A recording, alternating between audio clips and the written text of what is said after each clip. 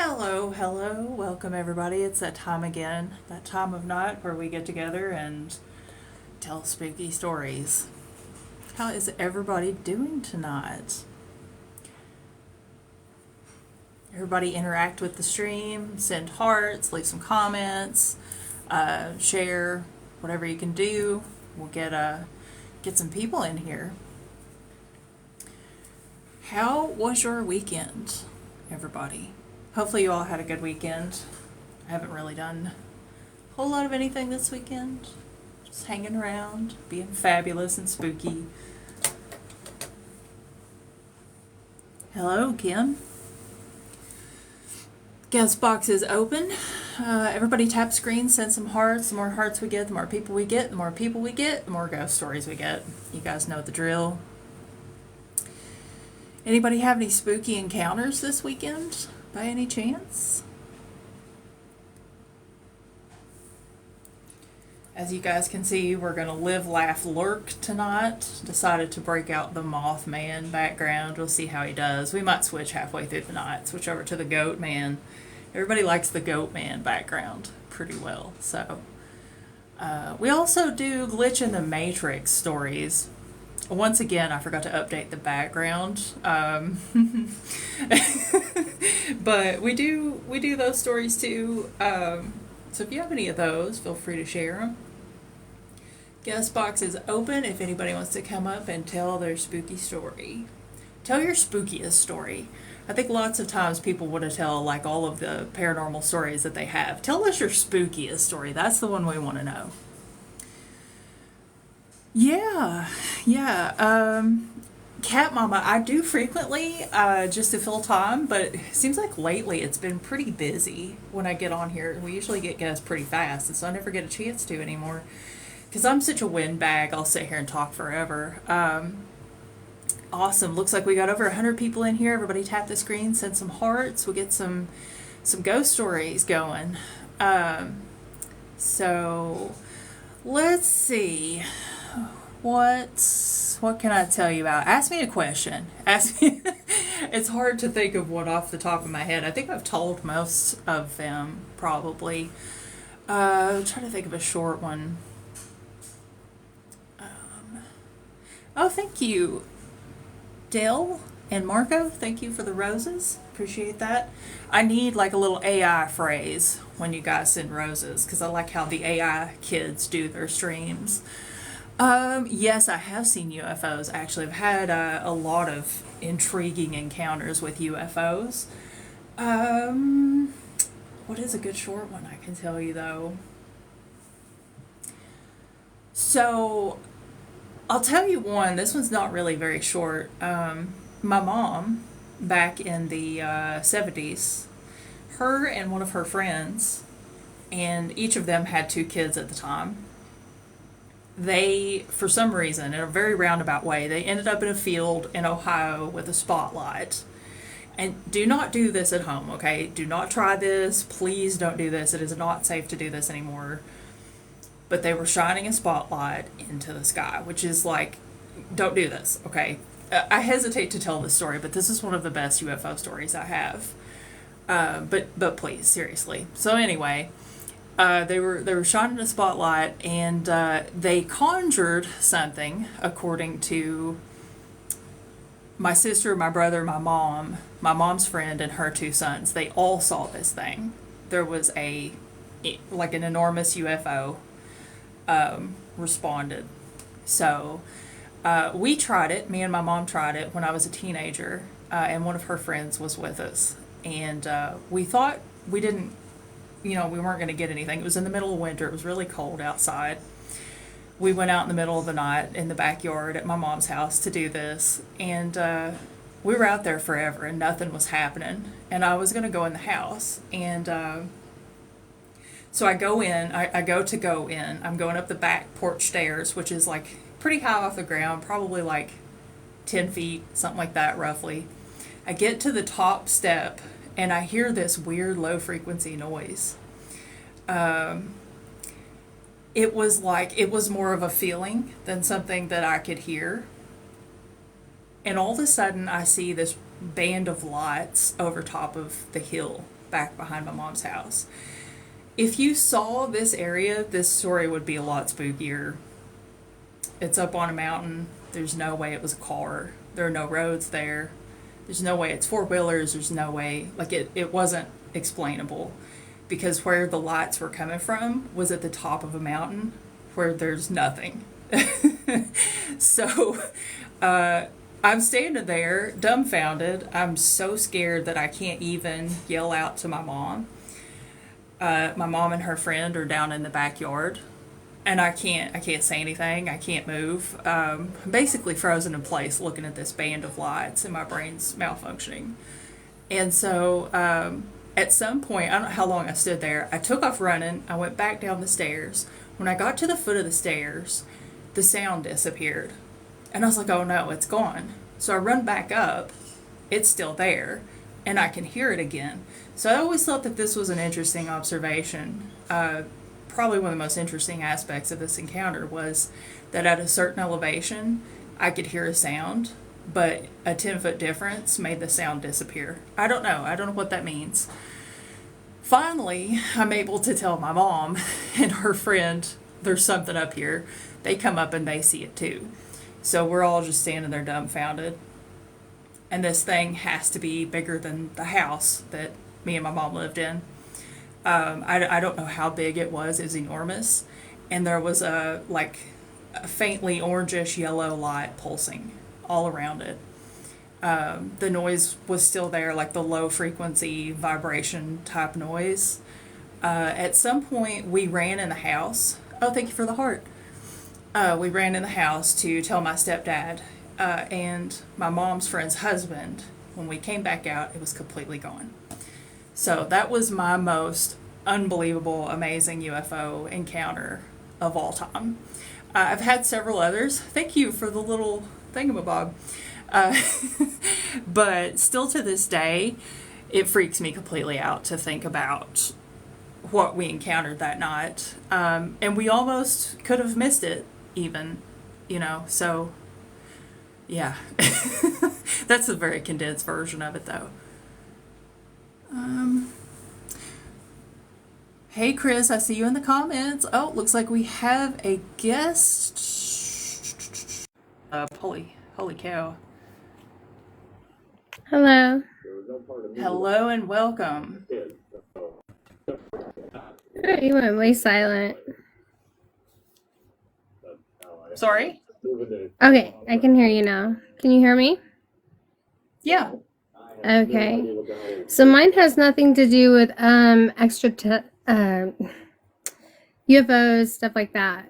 Mine is actual experiences that I've had that literally there's no way to really explain it besides it was definitely paranormal. I lost a loved one, and there was numerous instances where I would find things that would stuff would right after he passed away, certain songs would come on and stuff like that. That was nothing. But there was an instance where he had gotten my daughter's necklaces and couldn't find them for the life of me. Could not find them. And I remember saying before I went to sleep in one dream, this person's name and said, hey, I love you and I miss you. Please show me where these are. These mean so much. You gave them to my daughters. And in that night that I went to sleep, it literally showed me where the necklaces were. I woke up the next morning and went right straight to them. Show me where it was. Another one, I had lost the ring, the diamond out of the ring that he and I made. And this ring was extremely important. Let me hang on just 1 second. Everybody in the comments is saying that your background is really distracting. Is there any way you can move away from the background noise? Yep, I got it. Sorry. Thank you. I'm not seeing all fine. the comments, so. Hold on 1 second. So, the situation itself, the other time, trying to find the remote, sorry. Um, Found it. Okay, so the second instance was I was again moving some stuff out of storage. It was a ring that he and I had made together. And in the process of moving it, I somehow banged it when moving. And I got home that night only to find that the diamond was out of the ring. And I just sat there so upset and hurt. And I said, please, if there's a way, don't let me lose this diamond. Let it appear. And the next morning, I went to the U-Haul place and got into the U-Haul that I had rented and already cleaned out, swept out. It was completely clean. Somebody else was about to take it. The back was open. I looked in it and it was shining straight back at me. Just a single heart diamond right there.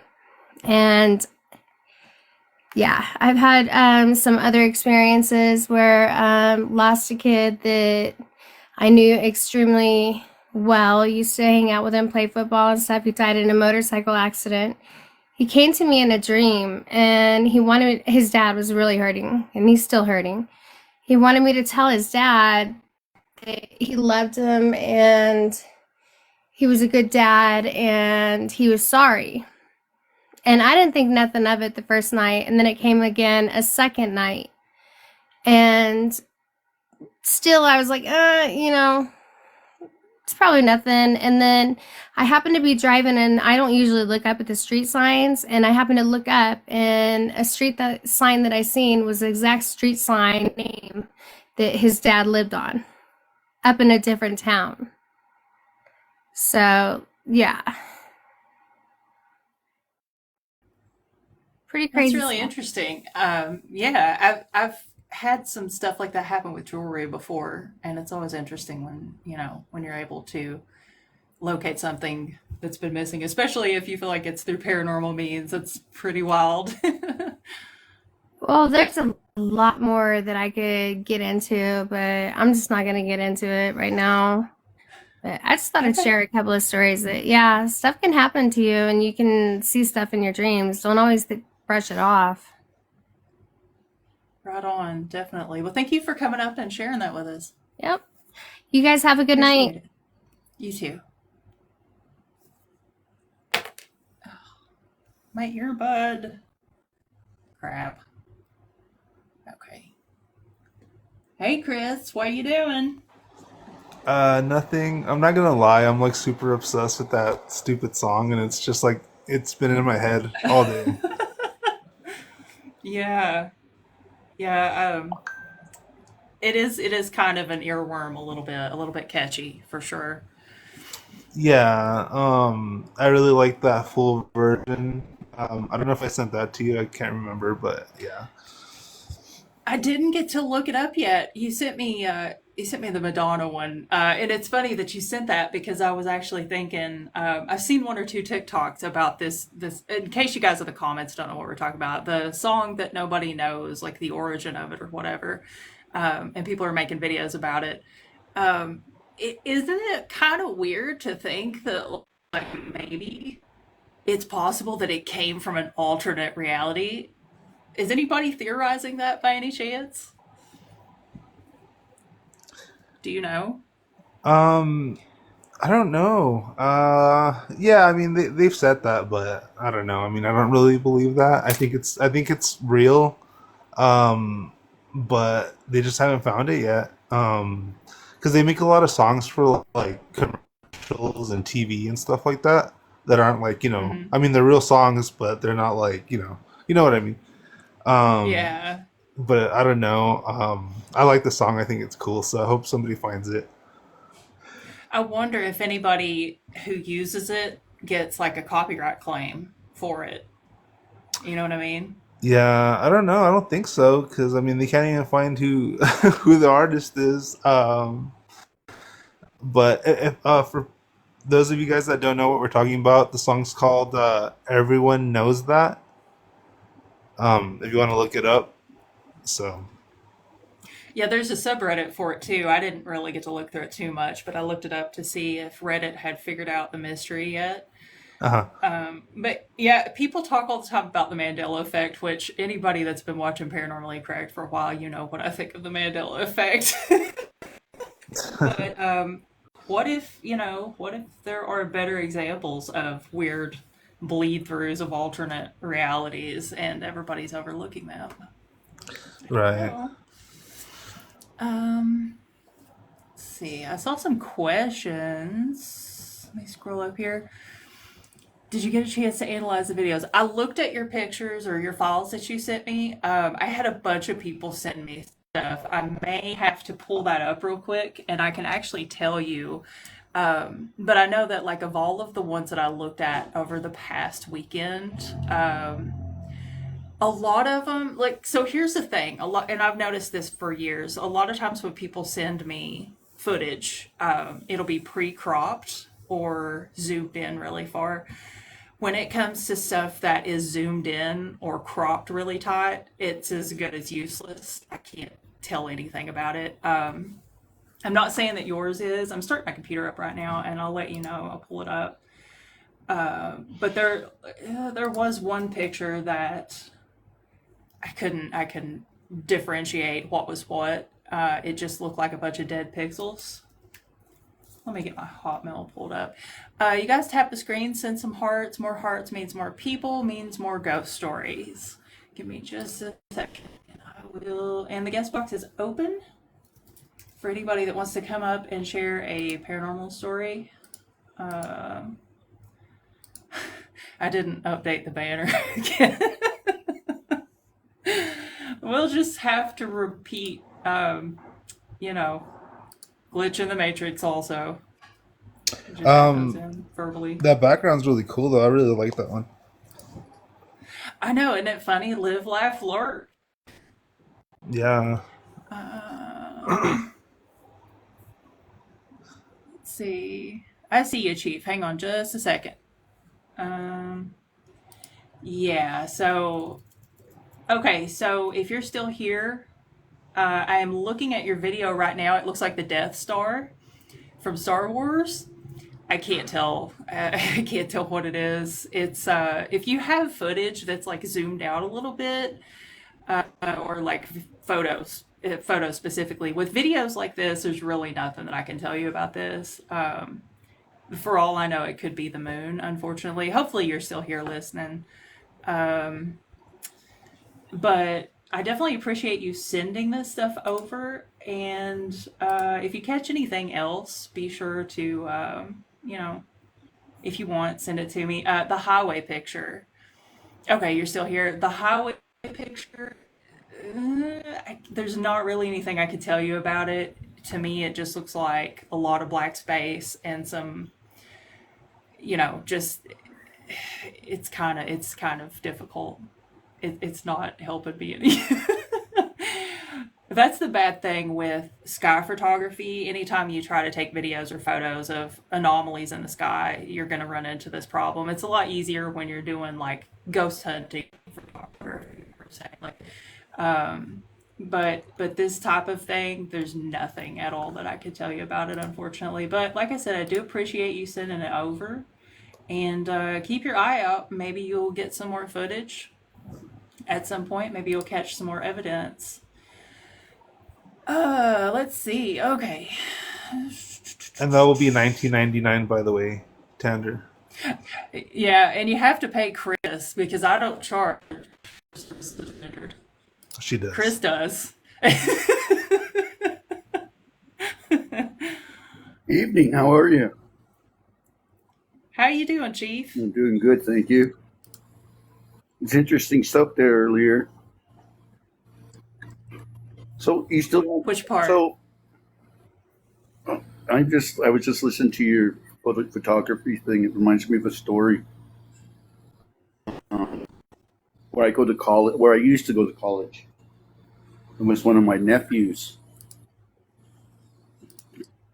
and his mother is kind of she's an interesting woman. She lived a hard life before she moved back to Montana. She lived on the streets and did things that were she wasn't proud of. And then after she had her son, she came back home. Well, she made it now. She's better life and whatnot. And her son, my nephew, is a nice kid, and he was just a little guy. And they had taken his picture, and it swear to God, and everybody, and she got rid of the picture because she posted it and everything. And as she did this particular picture, yeah, because she posted it, she was asking people if they'd seen the same thing. Well, they looked at this picture, and it was his face, and then right next to it, and they checked they had picture checked after this. There was somebody looking out at the picture right next to him. And this particular building, these were just brand spanking new buildings that they had just put up, but there was stuff there from when people had moved, when they put the building down. And there's a lot of that stuff where we come from. There's a gentleman, my ex-wife, where she's from. There's what happens, and what I notice, and they talk about, is any place that has a high concentration of some kind of trauma, it draws these other people. It doesn't draw the light; it draws the dark. And so, where she was talking about, and it was just outside their town, they'd had a closed asylum. It was a state house. It wasn't a state facility, but it was still a facility nonetheless. Where they had the sign and all that, and so it was just outside of town. Well, as with any one of those facilities, you just start finding out that a lot of the patients were being abused, and a lot of them were by orderlies, doctors, whoever, and some of them were disappeared. And a lot of times, the people that ran the facility, they's like, well, I think they took off, and it happened a lot. They used that a lot, that they'd taken off. Well, eventually they did a investigation to this particular facility, and they start finding out that all the abuse, and so they shut this place down. So now it's an empty building, and it's still got all the equipment, the floor, and all this other stuff. And a lot of people, how young folk are. They gotta push the limit, and so they go there and they want to get scared. Well, something happened to that building after all been said and done, and it's saturated with dark energy. And like I don't like using that word, but I don't have anything else to describe it. It's a dark energy. You can feel it as you're going towards the building. And there's times when people say they see stuff, and this particular town is very Catholic. So they see, a lot of times they say, just before Lent, which has just started this last week, they start seeing things. And they have a name for it. They call them rigroos. And what they are is they're basically it's another name it's like loup-garou, werewolves, but this one is a spiritual form. And they talk about, they see these demons running around in the reservation looking to claim these people, because they all get out of the casino. When you start Lent in this town, no one goes to the casinos, the bars shut down. They pretty much closed it up because they're so Catholic. But they say the ones that do try to step out of that, they deal with they deal with it. They deal with the consequences of these rugrus, these demons, and they have like, I don't know, it must be about, what time is it here? It's 9, so about 6 or 7. They have an hour, and they have these people call in. This is how we do this here. They call in and they talk about their experience with these demons. And I didn't believe it at first, but my ex's grandfather was a Knight of Columbus, so he was kind of a warrior of sort. And that house that they were living in, it had been he'd had to fight the devil, for a better word, Satan, demon, whatever. What had happened is that this room, and it was the old man's room, and even his wife's. He was getting ready to go somewhere, and I can't remember. But as he was getting to the door, he said something. This is my ex-wife saying, it was like somebody or something had grabbed him and pulled him in. And as he was sitting there, he said he felt this darkness, this weight. And he's a very devout Christian man, very, very Catholic. And so as he starts feeling this, he starts calling upon the Creator. He starts praying. And so as he's praying, whatever it is gets louder and stronger, and temptation comes stronger and faster. But that old man fights it. He fights it with the prayer of the Creator. And that the people on the other side of the door had tried to break into to get him out of there. They were going to break the door down. But no matter what they did, it was like something was holding that door closed. And they say they could hear it. They could hear the both of that old man praying in this, whatever this was. And that old man won. He had beaten it with his faith. But one of the drawbacks in that is he told his granddaughter, he told his family, if you ever see me walking down the road, don't pick me up. Whatever you do, just don't pick me up. Just keep going. Because that's not me. And it was proven by one of his daughters. They were going to town. And she's cruising down the road, and all of a sudden she drives by this guy on the road. And she looks over and she says, "That's my dad." But she remembers that story about her dad and that what he told her. And she was like, "Wow, well, let's go back anyways and check on you."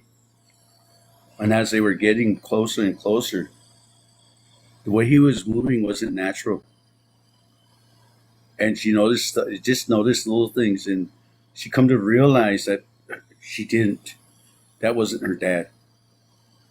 So she turns around and she books it right back to town. But that was whatever it was that tried to take the old man. It was trying to take his family from the road. And so, but that family was really steeped in a lot of the Christian lore, a lot of the dark, a lot of dark and a lot of light. And I'm very cultural traditionalist in my ways, and then in their ways is totally different. Like we were talking about to the young lady who'd been touched by whatever. Sometimes they don't cross the Christians and the people from this particular world. And so that time but that's the one time that it had touched, is when that old man was on the road. Yeah, that's pretty terrifying. Sounds like kind of some of the stories that we had in here last week, and some of the things that I've experienced myself. That's Well, pretty spooky. Oh yeah, it's but like I said, it don't bother me. They don't bother me like that. But like a gift horse and a mouse. But there's a lot of times I've seen stuff like that. I've heard spirits. I've seen dark stuff walking through other worlds. I've seen good stuff too. I'll finish with one more story before you. Um, so my father had been killed. He'd been murdered. Oh, excuse me. I mean, unalived. And I was just out of high school. It was my senior year. And I was sitting there just unhappy because he'd been taken from us. And he was unalived by his best friend. And so I miss my dad. So I approached his partner that lived across the street, his friend. And he was a medicine man. No, he had a camp out where he was at. It was kind of a spiritual camp where he'd go out and he would work with people and all this other stuff. And where he was at, there was a mountain just due east from there. And I asked him to put me up on that mountain for 4 days and 4 nights. I was looking to do what they call a vision quest. So I go up there, and he guides me up there. And he gives me a pipe, and he gives me my sleeping bag and stuff. And he says, "Okay, you gotta smoke and pray 4 times a day. You got to do it in the morning when you wake up, and in the morning, mid morning, and the mid afternoon, and just before you go to sleep. You smoke that pipe, and you pray." And when the way we're taught to pray in our people, we don't pray for us, for yourself personally. You pray for everybody else. You pray for your elderly, your youth, your sick, because they need it the most. Sure, you need it, but also you need to be a protector. And so that's where I was up there on that mountain, and I would sit up there, and I would sit there and I would pray, and I was looking for something. I was looking to find some protection from this world, and I never did find it. But when I was up there, I was sitting there, and I heard this running, and I didn't, at first I didn't see nothing. I was just sitting there, and all of a sudden I turned around, and there was a wolf right behind me. And I was a little frightened because I figured, well, I'm weak and I'm sitting here. And I just thought, well, I just said, I pray to you, brother. I sit here and I'm looking to find something. I asked him, I said, pity me. I'm looking for something to help my people and my family. And I just looked at the wolf, and he looked at me, and he must have thought about what he was doing. And he looked at me, and the next thing you know, I turned around. He was gone. And I was like, oh, okay. And so I was sitting up there still. And I could swear I heard a bucksakwe up there. Bucksakwe is what we call a bear. And you could hear it as it's walking, sniffing around. And I knew that the Creator had been there to protect me. And he sent my brothers to come check on me. So I, prayed again and said, Brother, Creator, pity me. And, I'm here. And he left. That bucksakwe headed out. So I'm sitting there, and it was the last day, and I was really kind of getting antsy. I was getting antsy because I was starting to get bored and stiff, and just because I haven't eaten for 4 days. And I've been sitting on this mountain. you know, and I've seen things, but I was not what I was looking for. So I'm still sitting on this mountain, and all of a sudden I was like, I tell not to ye. I look up at him. I say, I'll tell you what, this is my last day. I'll smoke this pipe with you when I go to sleep. And when you go to sleep, I'll go to sleep too. So I'm sitting there looking at, watching him, and I'm just sitting there visiting this squirrel as he's running around on my stuff, trying to eat everything. I tell him, no, no, don't eat anything, please. Shoot him out. He took off. And I'm just sitting there, and all of a sudden I close my eyes just for a second, and I'm asleep. I don't remember going to sleep. I just remember just laying down. And all of a sudden, I was sleeping, and it was one of those deep sleeps that you as you're sleeping, your dream feels real. And I was sitting there, and I was like, okay. And as I was sitting there, all of a sudden, as if someone was out there, says, "Get up, get up, Ikakima, Anya, let's do this, let's smoke." And I was just like, huh. I woke up like I was just like whoever it was just right next to me, and they woke me up. I'm like, wow, Aksa, what's going on? And as I was sitting there, and I was just looking over, an old man was starting to go down on the horizon. He was getting ready to sleep. And so I said, oh, I'm sorry, I'm sorry, Dad, Father. I'll smoke that pipe now. I smoked that pipe, and I lit, you know, I prayed. And I sat up in that mountain for 4 days and 4 nights. And that fourth night, after the old Natoyi woke me up, I went to sleep. Got up that morning, and I'm thinking, well, I wonder if they're going to walk me off of this mountain. And I was thinking, I better get ready to go down. So I start packing my stuff, and I'm going down that mountain. And I know where that camp is, and I make it to that camp.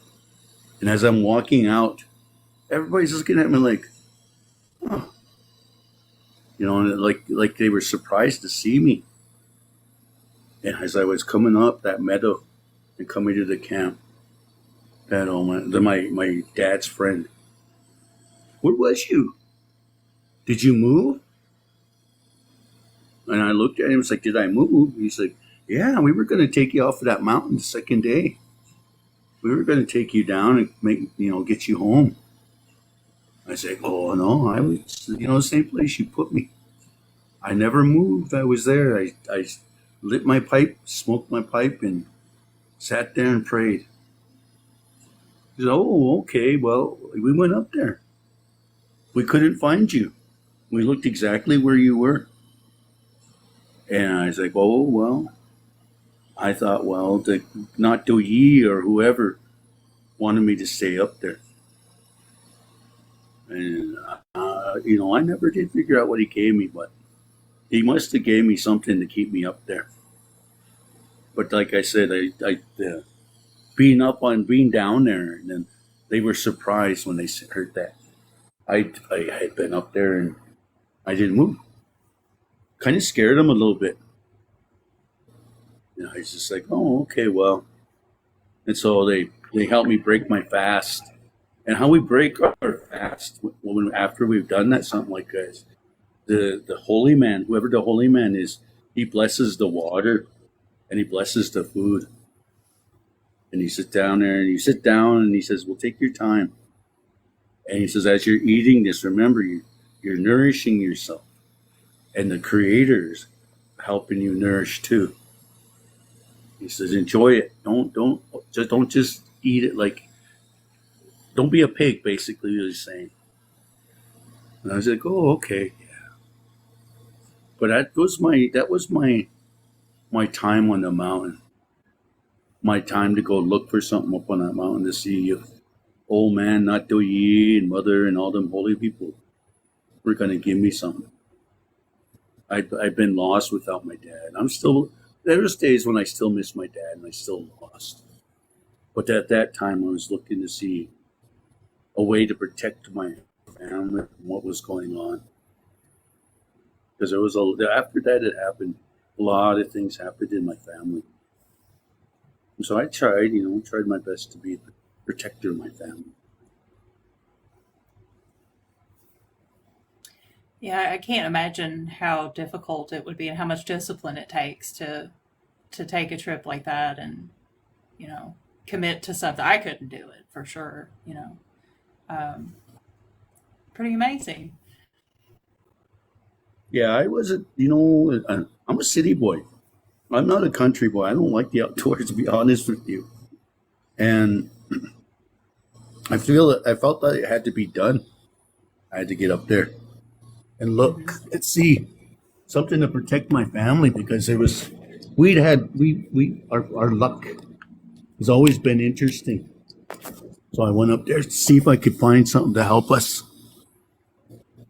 But yeah, I tell you what, I was hungry when I came off of I'd there. say. So if you guys got any questions or anything before I get off, I'm open. Um, the other night when I was on and you came on, I didn't know if we lost you, if you had a bad connection or what. But Lodge Tales came up and was telling us his take on Dogman because we were, you know, kind of talking about that. And I don't know. I think it's an interesting. I don't know if you were able to hear what he said about it. It'd be interesting to hear, you know, what you think about it. Well, dog man, huh? I don't think my family.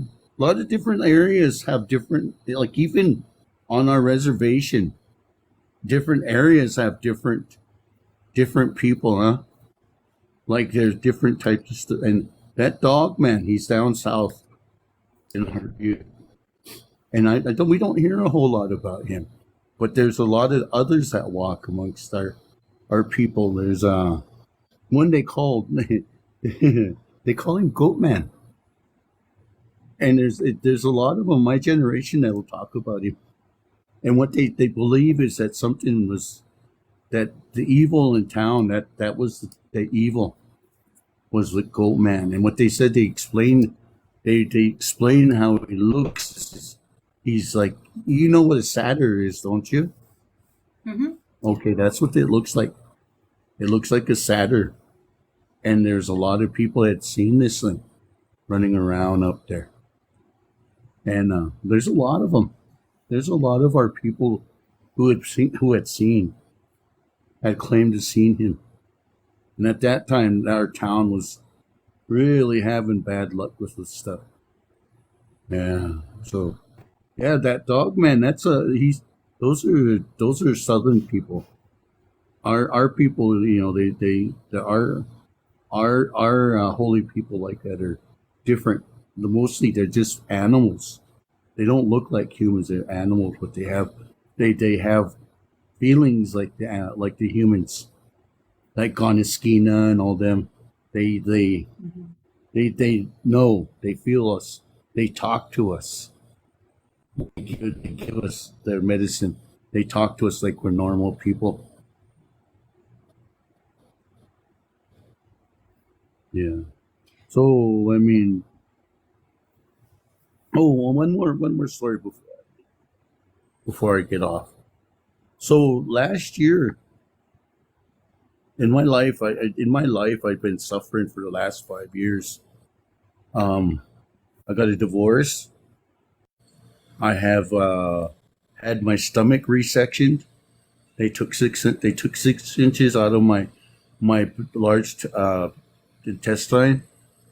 Um, I've had COVID.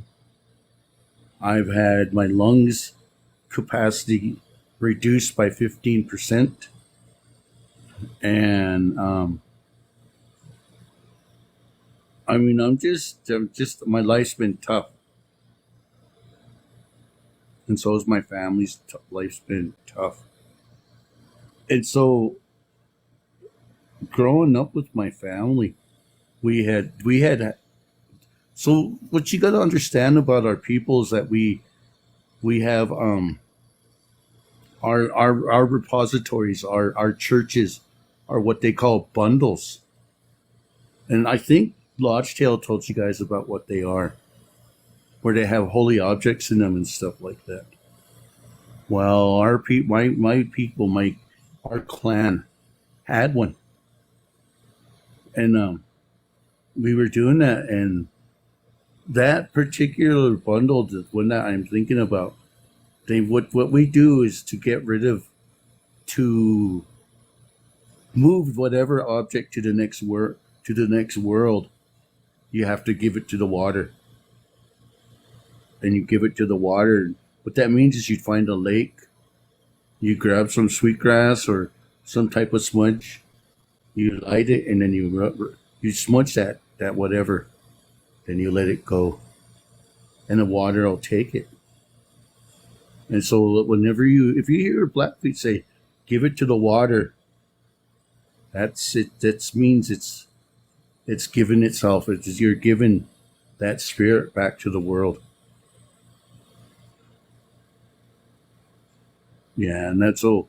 In doing so, I think what happened is that it wasn't ready to go. So right now, our people are still recovering from it. Bad luck, and it's really really interesting stuff. Yeah, that's interesting because I've always heard people theorize that paranormal activity is closely associated with things like water. So, like if you live near water, like river cities, we always tend to experience more paranormal activity in locations that are in river cities or in buildings that are built with Mm. limestone. It's just theories, but it seems like there's something to it. It's kind of interesting, Well, that the you old mentioned that.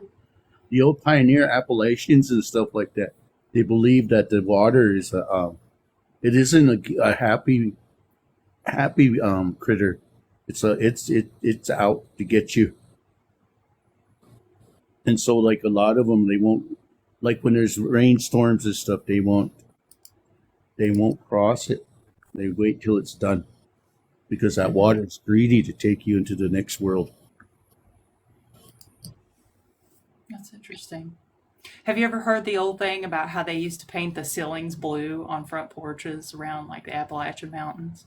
Hmm. Well, the thing about the Appalachians is those people, they were last of your guys' magic users. A Hmm. lot of them were from the old country. A lot of them were born of of magic users, not just witches, because everybody goes right to a witch, but these were people that were taught their old ways. They were taught how to lay hexes and watch out for different critters and stuff. Yeah, that's true. I'm actually making a video about that this week, so you'll have to check that out. Mhm. I mean, Appalachian Magic.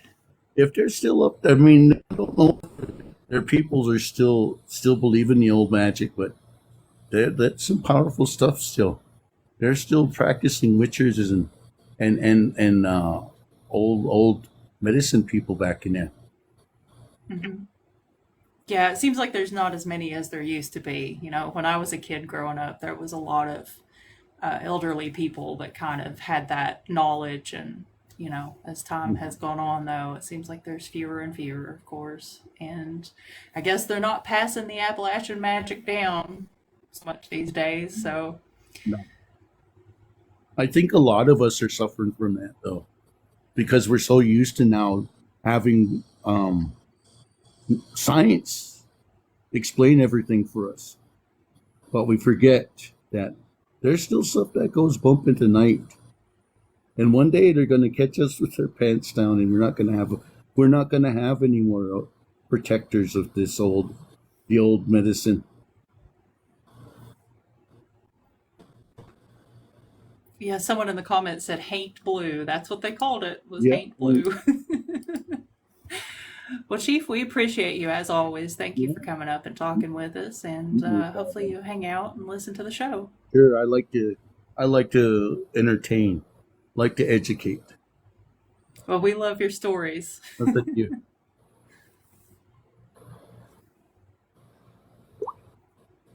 Alrighty, let's get some more people up in here. I know I got a couple people. I believe Cat Mama was next. Yes, Cat Mama. Hey, hi everyone. Hi everyone. Hello, hello. How are Hello. you? Um, were we just talking about the Mandela effect a little earlier? Because I totally believe in the alternative reality and I have some examples of it.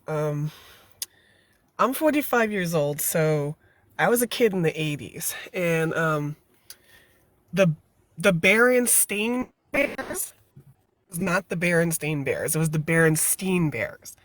And when I was a kid, that was one of my favorite book series, and I would like get everyone, and I would read everyone, right? And I, the reason why I was like, why is it Stain? It's not Stain, it's Stein. Um, I remember it's Stein because I used to remember when I was a kid, like, if your last name was Stein, ended in Stein, you were Jewish. And I always wondered why the Jewish Bears celebrated Christmas because there was a Christmas book of the Berenstein Bears, right? So I, that, and then like, since I am a kid of the 80s, I totally have watched Star Wars 100 times in my childhood, right? So I do not remember um, Darth Vader telling Luke, I am the father. No, he said, Luke, I am your father. But now it's, I am the father. I don't remember that from my childhood. And more a recent one, I did Uber for a couple of years and during the pandemic as a side gig. And I remember I picked up this one lady and she was older than me and she had two stops. I picked her up from where she lived. I was going to stop at a gas station real quick and then I was going to take her to work. So, excuse me, the gas station that I stopped for my first stop was an Amoco. Now, I'm up in age, so I remember Amoco spelled Amaco. Amoco. And then when I got to the gas station and I looked at the sign, it's spelled Amoco. Amoco? I don't remember Amoco. I remember Amoco, spelled out Amaco. So I just wanted to throw that out there because I'm pretty sure if I go into Google and go look at things, I'll remember. Yeah, I don't remember that being like that, and I don't remember this being like that. But I just wanted to put that out there. Um, I just got home, so I'm gonna go in the house and settle in real quick. But I wanted to come back a little later because Chief totally reminded me of like a whole bunch of other stuff. And when he was talking about the mental asylum, like there's a mental asylum in my childhood home. So I have a story about that. So I'm gonna head off. I'll be listening. I'm gonna go settle in, and I'll come back up live. Okay, sounds good. So, Chris, I have to ask, what do you think about the Yeah. Mandela effect? Um, Gosh, I don't know. I think most of it. I think most of it is just people remembering things wrong. But I have So, all. I'm sorry. I'll admit I've seen some that I was like, really was Febreze really always spelled like this? This is weird. yeah, the Febreze one's pretty funny. It Yeah. definitely. So I really wanted to talk to Cat Mama about this. I don't know. She said she'd still be listening, so maybe when she comes back up, she can give me her feedback on this. Because as an '80s baby myself, I have a theory. Okay, Hmm. the Berenstein Bears. If you grew up in the '80s, like if you were a kid consuming toys, pop culture in the '80s, you probably quickly learned at some point getting your favorite toy for Christmas or just, any old time, there were counterfeit items everywhere. Yeah. I had so many counterfeit toys. It was insane. I had a counterfeit Little Mermaid at one point. That was in the early '90s. I had counterfeit He-Man toys. Let's see. Oh, there was some other stuff. There was counterfeit stuff, and it was like the market was flooded with it. I have this theory that the Berenstein Bears thing has something to do with counterfeit merchandise. Because I know that one that's kind of like the biggest Mandela effect of all of the Mandela effects. I feel like the one that everybody knows. Yeah. I truly think that I don't know if anybody's ever looked into this, but I truly think that there could be some connection that maybe this explain it.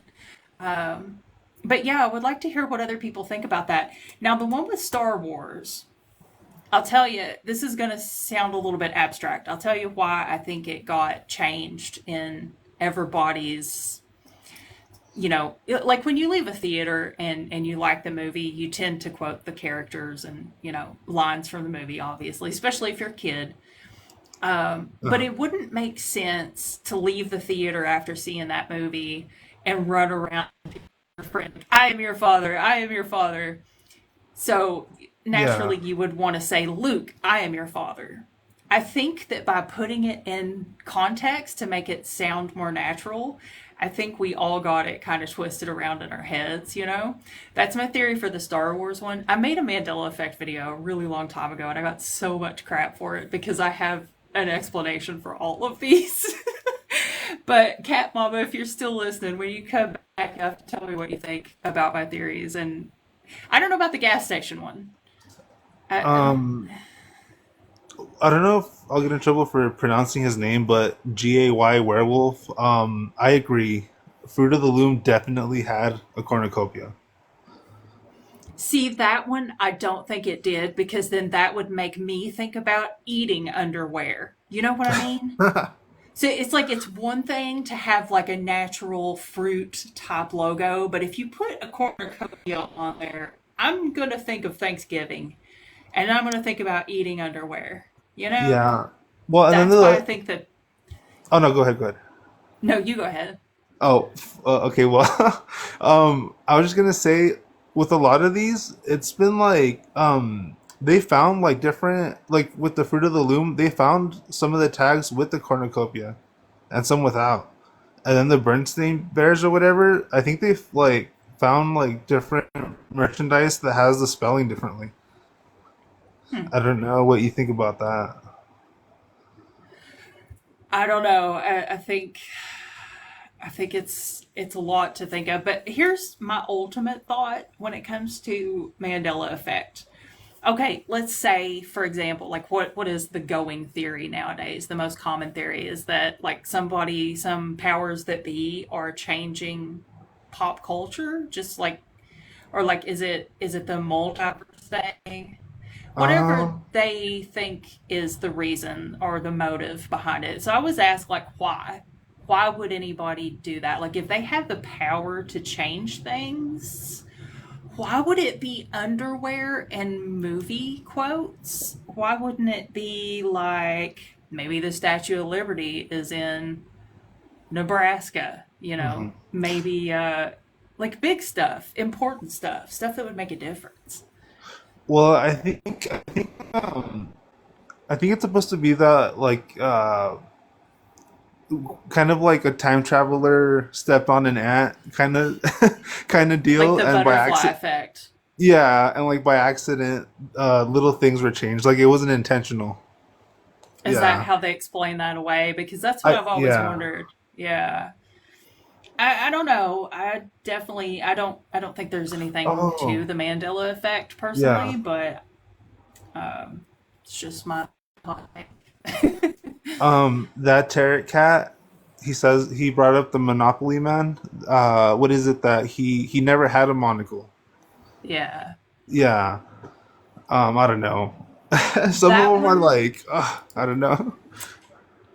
that one I think the explanation is I believe I talked about that one in the video that I made about it years ago. For the time period of that character, he wouldn't have had one, most likely.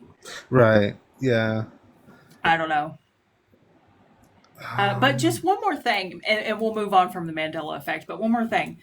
Do you know that false memories are so prevalent and recalling things inaccurately is such a big thing, a common human thing, that there is a whole organization that goes around through different legal systems and legal channels to try to help people get out of incarceration because they were unjustly incarcerated. I don't know what words I can and can't say, so I'm trying to hedge a little bit. The Innocence Project, because eyewitness testimony is so faulty and so inaccurate that there are a lot of people serving, extensive sentences, life sentences, and so forth, Yeah. because of false witness, false memory. So that's just something to think about. I don't know. It's a big rabbit hole. I personally don't buy into it, but I don't know. You guys let me know what you think. And looks like we have werewolf. Werewolf is here. Hello, hello. Good evening, y'all. Hello, werewolf. How are you doing? Great. How are you? I'm hanging in there. Listen, I want to tell you though, for sure, Fruit of the Loom had a cornucopia. I remember. No, I'm serious. I remember when they changed it. I was a little kid. I remember saying to my dad, I was like, "Hey, they changed it. What happened to that thing?" And I was like, "Oh yeah, they changed it." I remember it. I'm telling you. And then I think there was a thing online that they said that they were lying about it. Right? Is that what you were saying, Horror Chris? That they were saying that they did change it, the cornucopia? I don't know. They found stuff that has the cornucopia, like old Yeah, clothes and exactly. stuff. Yeah. Yeah. Because I don't know what. I've seen Sorry, other but TikToks where people are talking about it. They're like, "Why would they do this to us? Look, this is proof. This is proof that this really existed." And they showed like, yeah, the old one, but that's not what I came up here to talk about. Anyhow, so I do not consider myself a medium or a psychic or anything like that, but I do have a handful of experiences where I could see people that other people could not see. And sometimes they would talk to me, sometimes they would not. I've been on your live once before, and I told you one of those stories when I was a little kid. That was like one of the first ones, whatever. But anyhow, this one time I was at a like a Costco or something. It was like a food court, but I remember it being outdoors, and it was like all these tables, and then people were eating. And as I'm walking by, there's this one table all the way in the back, and they are just very, very loud, like they are shouting their conversation.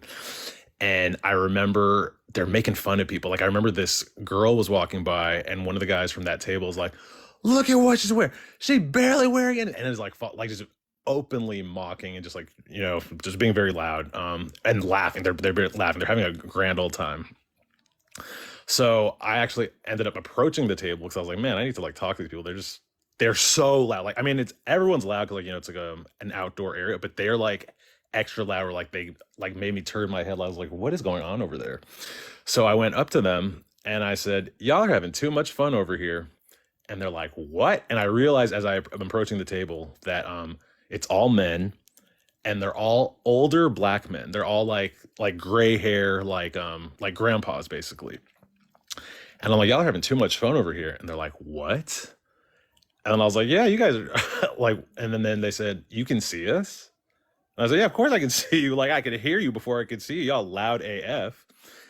And then one of them said, loud AF. I was like, loud as FUCK. And they're like, what? And then he said, and I was like, yeah, that's what the kids are saying. He's like, is that what they're saying? And I'm like, yeah. And so I'm talking to them, I'm not even putting two and two together. And then I hear someone say to me like, yo, and I'm continuing to talk to them. And then someone says, yo, and I turn, and the table right next to them is this table of like teenagers. And they also happen to be all black. But one of the teens says to me, he's like, yo, who are you talking to? There's no one at that table.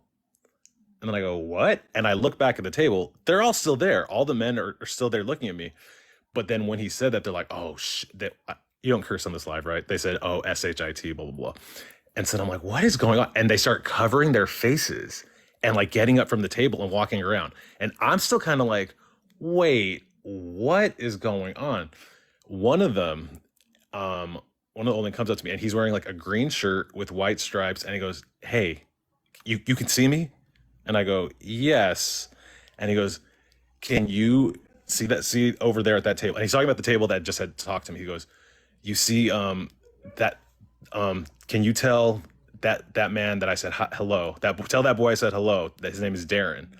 And I was like, Darren. I was like, who are you? And he goes, I'm his grandpa. I was like, what's your name, Grandpa? And he goes, Frank. So then I said, hey, is there a Darren over here? Darren. And the guys, the teens are just laughing. They think I'm crazy. Because like, what is this guy doing? He's talking to, there's no one at that table. And I was like, hey, which one of you is Darren? And then they go, oh, and it was right there. And they pointed at him like, it's him. And I go, Darren, Grandpa Frank says hello. They start freaking out. Darren starts crying. And then I say, okay. And then he says, tell Laura that I love her. So I'm like, okay. I was like, Darren, tell Laura that Grandpa Frank loves her. He's crying. He's saying, I go, do you know Laura? And he goes, that's my mom. I go, okay, well, tell her that Grandpa Frank loves her. I look back over to Grandpa Frank and I go, is there anything else? Like, I'll say whatever you want. What do you want me to tell him? And he goes, oh, and he bends over and he puts his hands on his knees, kind of like, as if you went like after like a long run and you're like tired. And he goes, oh, I don't think I can stay here much longer. And he goes, tell Terry not to get the house. And I go, okay. So I turn back to Terry and go, tell Terry not to get the house. And when I look back, Grandpa Frank is gone. He's not there anymore. Okay, I was like, okay, I guess that's it. And it was Uncle Terry. And I was like, I guess. He's like, okay. He's very emotional. He hugs me. He calls his mom, Laura. She's on the phone. She wants to talk to me. She's crying. I tell her what just happened.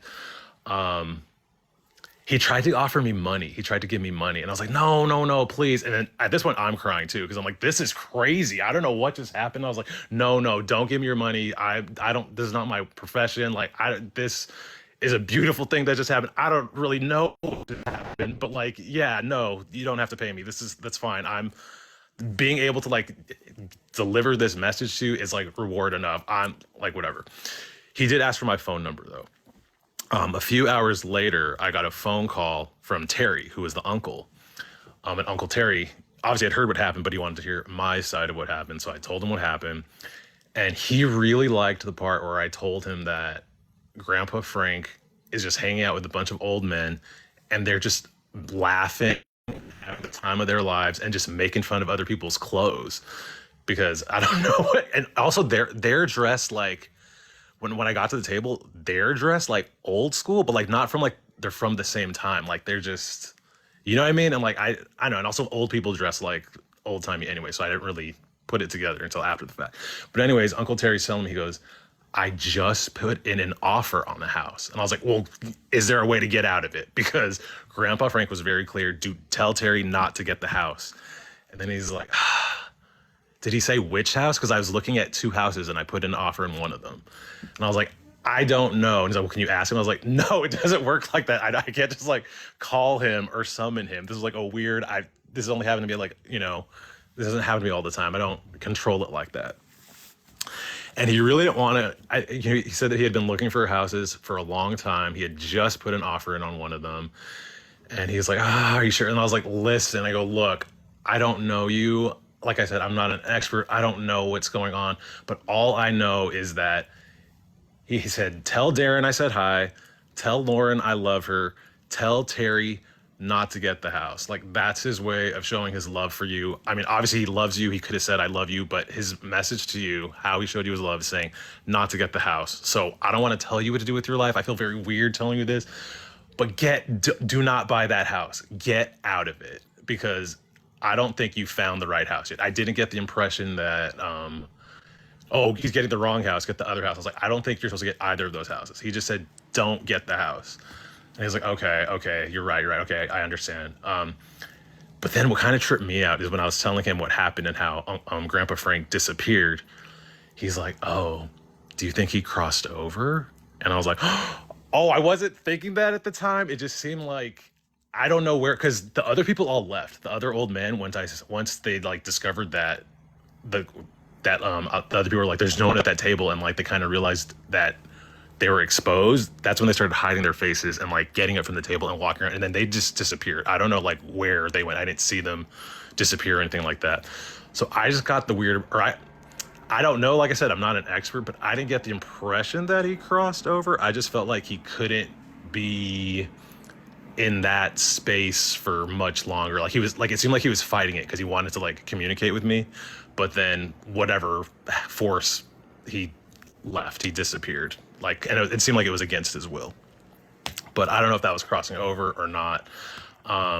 But anyways, that was like that story, and that was very trippy. Where I don't like telling that story to people because even people who've known me, well, they're like, no, and I'm like, I'm telling you, this happened, and it was crazy. So yeah. Wow. Yeah, that's insane. Wow. Yeah, and I mean, and obviously it's like, I know I wasn't making it up because how did I know his name? How did I know his mom's name? How did I know his uncle's name? And in fact, when he said, tell Terry not to get the house, I thought Terry was a woman. But then when the guy was like, Uncle Terry, I was like, I guess. I don't know who these people are. That's just what he's telling me. Have you ever tried to develop this ability to like enhance No. it or to you should. You should look No. into that. No. No. Every time it happens, I mean, it is cool, but it is also, because can I tell you another one? Yeah. I mean, it's like similar, but it's different. At the time I was living in Boston, and I don't have any family in Boston. I just moved to the East Coast. And I think it was a holiday or something, like like one of those Monday holidays or something like that. And I didn't have any plans because I had no family up there. So one of my coworkers was like, well, if you want, you can come over to like my family's house for the weekend. I was like, oh, that is so sweet. Yeah, sure. Why not? Blah, blah, blah. So I went to her. I don't think it was her house either. It was like her brother's house or someone in the family, but like where they were celebrating the thing. So I go to the house, and she's like, oh, this is my brother, blah, blah, blah. And this is my sister. And so I'm like meeting her family. And we're in the kitchen, and it was a very big like kitchen. It was one of those kitchens that has like a dining nook, like a booth inside the kitchen, which I love. And so sitting at the booth, there's these two older ladies. And they didn't introduce me to the ladies, which I thought was kind of odd. So after they did all the introductions and I realized, oh, they're not going to introduce me to these two, I just kind of said to the ladies, I was like, oh, well, this must be the VIP table over here. And then they kind of laughed, like, haha, not the ladies, but it was my coworker, her sister, and her brother. The three of them kind of like laughed, like, ah, ha, ha, ha. And they're like, what is he doing? Because I started talking, I was like, oh, hi, how are you? Blah, blah, blah. And they, again, similar to the other story, they were surprised that I could see them. And then they just kind of looked at me, and I was like, what's your name? And then she was, are you talking to me? And I was like, yeah, hi, I'm Odin. And she goes, I don't remember what her name was. Let's say it was Ruth or something. It was like some old lady name. And I was like, Ruth. And the other one said her name too. What was weird or interesting about this is the people, my coworker and her siblings, knew who Ruth was. She was their aunt who had passed away. But they didn't know who the other lady was. And I asked her, I was like, how do you guys know each other? And it didn't sound like they knew each other in life. So once again, I'm not an expert. I don't know if like, I guess you can meet people in the afterlife and be friends with them, whatever. But anyways, I'm like, wait, hold on. I was like, okay, so you guys can't see them, blah, blah, you're Ruth. Who are you? And then she says, I'm blah, blah, blah's sister. And basically she's saying that like she's their aunt. And so this was weird though, because as soon as I start talking with her and my coworker and her siblings start freaking out and yelling at me, where's the will? Find out, ask her where the will is. Where's the will? Like crazy. I'm like, whoa, okay. So I sit down at the table and I go, where is the will? Like, I guess they're asking me to ask you, as I'm sure you can hear them, they're yelling right now. Where's the will? This was a very confusing one because they are yelling at me the entire time. I can't even hear what like the two ladies are saying to me. And so eventually I was like, shh, please be quiet. I cannot hear them, you guys. Please be quiet. So I was like, and she said, how is this possible? What are you doing to me? Like, I don't want to talk to you. I don't want to tell you where the will is. She's freaking out because she felt like she was acting as if I was doing something to her, like I was holding her there against her will. And I was like, no, no, no. I was like, I'm sorry. I apologize. This doesn't happen to me all the time. I don't know why I can see you, but this just happens to me. Like, it's only happened to me a couple of times, but yeah, this has happened to me.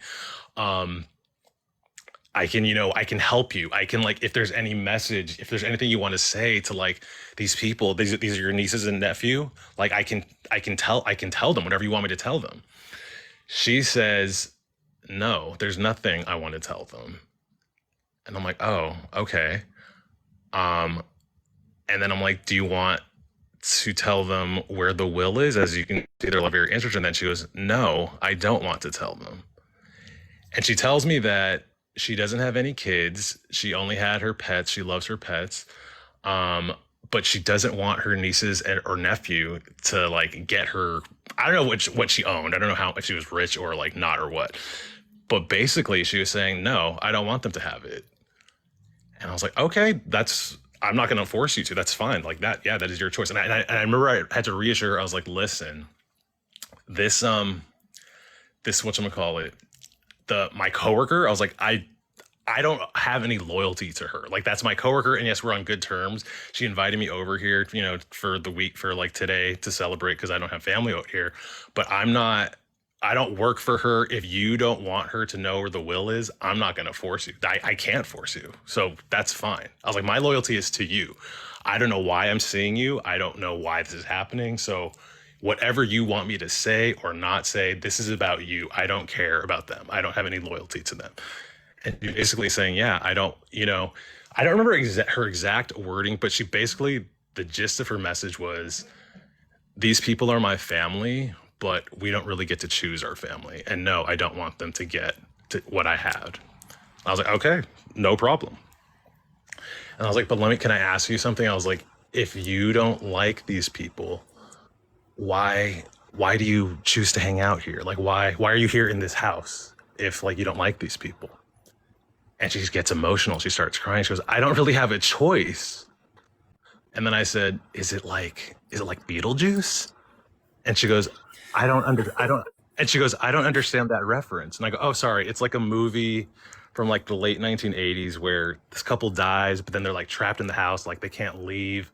If they try to leave, like there's like a sand. It's crazy. But yeah, basically they're stuck in the house. Is that what it's like with you? Are you stuck here in this house? Can you like go other places? And she goes, I don't know how it all works. And I was like, well, how did you die? And then she got really emotional, upset. And she goes, I don't want to talk about that. I don't want to have this conversation. I was like, I'm so sorry. I apologize. We don't have to have this conversation. I was like, is there anything else you want to tell me?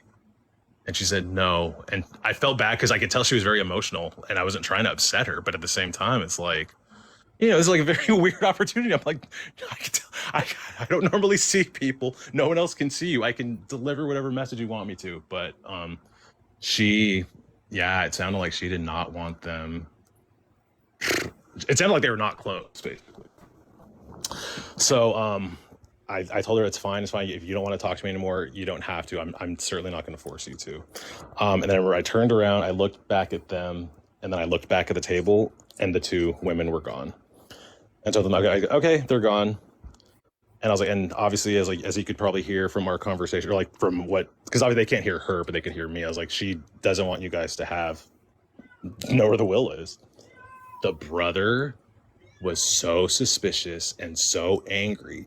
And then he started accusing me of, she told you where it is, and you're trying to like steal our inheritance, blah, blah, blah. And I was like, I don't think that's how it works. I was like, I think even if I did know, even if she did tell me where it was, I don't think I can just find it and then now I get her inheritance. She has to like leave it to someone. So blah, blah, but like we got it. It was like, it turned really ugly. There was like a shouting match, blah, blah, blah. And I was like, you know what? I'm starting to see why she doesn't really like you guys. I'm starting to see. And I was like, and that's really telling. The fact that she has no kin, no kids, and she would rather have the government take all of her belongings than have it go to you guys. That's really telling. My coworker, obviously, who like we had been on good terms, she invited me to her house. I left right after that. I did not stay. And she came and she was like apologized. She's like, I don't know what's going on, blah, blah, blah. But like, I hope you don't think that I'm a bad person. I was like, listen, I don't have any personal beef with you, but this is very strange. And the fact that Aunt Ruth or whatever is telling me this, I'm sorry. I have to go with my gut. I have to go with what Aunt Ruth said. So goodbye. I will not be staying here today.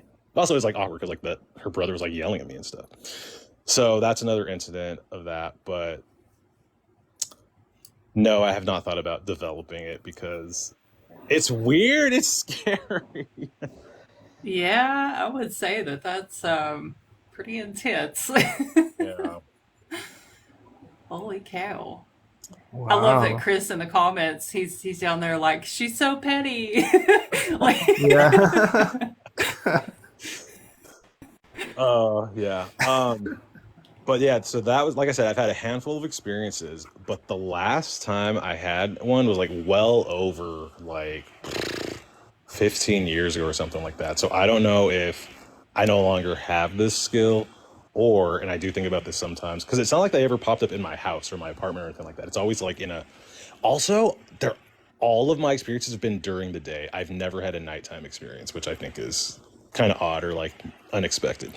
But the other thing I think is, have I either lost this ability or have I just seen them and I don't realize it? Because they don't look, I can't tell that they're ghosts. They just look like regular people, you know? So like I could be at the mall seeing people and I just think they're people, but no one else could see. You know what I mean? Like, I don't know. yeah. I haven't had an experience in like over 15 years. Go to a graveyard at an odd time, like at night. Ah. And if you see anybody there, chances are they're not, you know. Yeah. Well, anyways, thanks for letting me share. I love your live. I always watch when I see you on. And I'm gonna Yeah, thank you for unless you have coming any up. unless you have any questions or comments for me, I'm gonna go down the comments. Chris, did you have anything? No, but I hope you come back and tell us the other stories. Yeah, I probably will. I mean, like I said, I watch you all the time. So, okay. All Thank you. right. Well, thank Thank you. you. Super spooky. Wow. Wow. The petty thing. Imagine family drama. It doesn't end even in the afterlife. It just keeps going. Family drama is the gift that keeps on giving. Right. Yeah. That was amazing. Yeah. Yeah, that's pretty wild. When I'm back, You're back. Yay. I was listening. So What do you think of my theories? I'm gonna have to disagree with you only because again, I see this. This is how I see it. Like, I might not. I'm older now. I might not remember what the hell I did last week, but I remember my '80s childhood, right? Because that was like the best time of my life, and I was actually happy, right? So, someone, I think he had said, I'm trying to get my thoughts together, but I'm going to reference my 80s childhood again. Have we not learned anything from the movie Back to the Future? That if you change one little thing in the past, it's going to change the timeline for the future. And with our scientists experimenting with portals and CERN and all that kind of stuff, that's like ripping into the fabric of time. And that's why all this stuff is happening. And you had said that why would they not like do like a major thing? Like you had mentioned that why would they like do something like and say, oh, the Statue of Liberty is in Nebraska and not New York? They're not going to, because everyone learns about the Statue of Liberty being in New York. But I think the reason why they're just picking at our pop culture is because everyone's going to be like, no, I remember it this way. And I'm going to be like, no, I remember it that way. So yeah, they're not going to do like major events, but yeah, they'll pick at our history, our pop culture history. That's just my opinion. I do remember the cornucopia on the Fruit of the Loom label, and that's because I had 3 older brothers growing up, so there was a lot of Fruit of the Loom in our household. Um, I do remember the Monopoly man having a monocle, and that's only because Monopoly's a very old game. Monopoly came out in the early 1900s.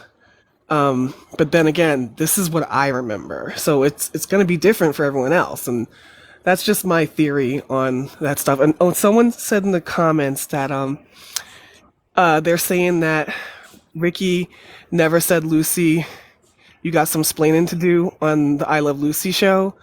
I don't remember hearing that one, but that's false because I literally saw like a documentary about Desi and Lucy recently, and like the remake was like they were remaking like parts of their life, and like he literally said that line on like in their little remake movies, but that's just how I feel. So when she was talking about mental asylums, that totally made me remember that the town that I grew up in had this huge mental asylum.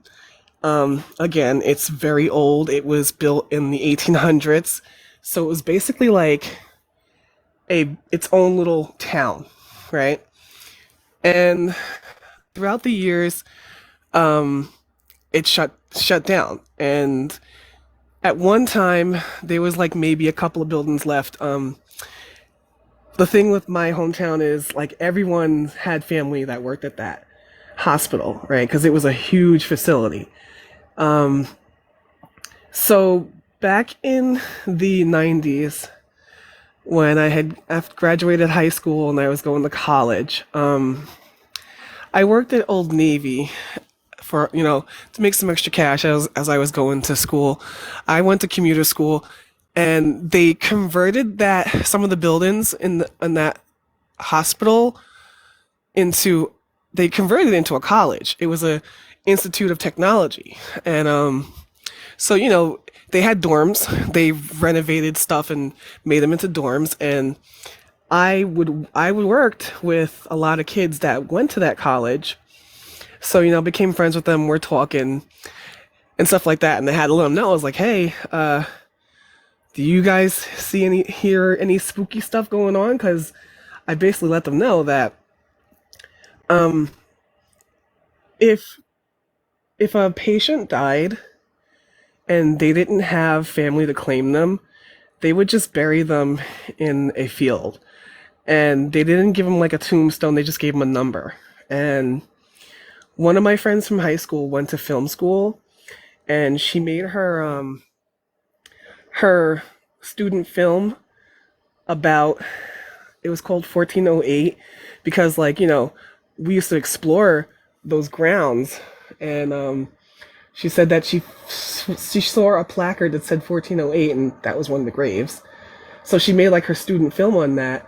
And then the kids that actually did go to that school, they did tell me like, yeah, like they would see like shadows out of the corner of their eyes, and they would hear things and stuff like that. And I'm like, yeah, because that all that residual energy from the patients and stuff like that. And they they started building up a lot on that ground. Like they would sell off plots of the land, and they built like a federal courthouse, a minor league baseball stadium. They built condos. They're building apartments now, and I highly doubt that they move the bodies. Like, because no developers are going to be like, oh, there's bodies on this land. Let's dig them up and put them in a proper burial. So all this stuff that they're building now, I'm pretty sure that those apartments and condos, I don't know anyone that lives in them, but I would love to hear if these people that live in them are like having strange experiences because they're literally on top of dead people. Yeah, that's so sad when that happens. There's actually a case that I researched here in Lexington, where I live. Eastern State, I believe it was, had done exactly the same thing. They had dumped a bunch of unclaimed bodies, and I think they were working on the road or something. They were widening the road somewhere nearby, and they found a mass grave just randomly Pretty terrible. And then I made a video a while back about like the most overburied cemetery in America. It's in Kentucky, of course. But yeah, that's so weird and strange. Um, yeah, it can definitely create a lot of bad energy too, probably. Yes. And that energy doesn't go away. Like it lingers. It's still there. Unless you do Yeah. something about it, help them go onto the other side, or cleanse the area. And I highly doubt they did any of that either. Yeah, Like they it's literally really took, they terrible. did like they did with at the college. They took like these old buildings and they just renovated the inside and made them apartments.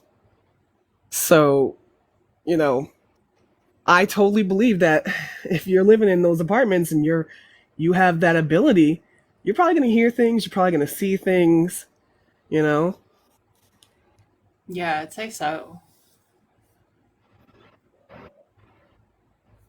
Pretty terrible. Yeah. Wow. All right, I'm going to head down and listen to everyone else's stories. Okay. Thanks for having me. Thank you for coming up. Here goes my button not working again. Whew, I think it's about time for a pee break. My caffeine-free coffee is catching up to me. Chris, you wanna take the next one, and I'll be right back. Yeah, go for it. Okay.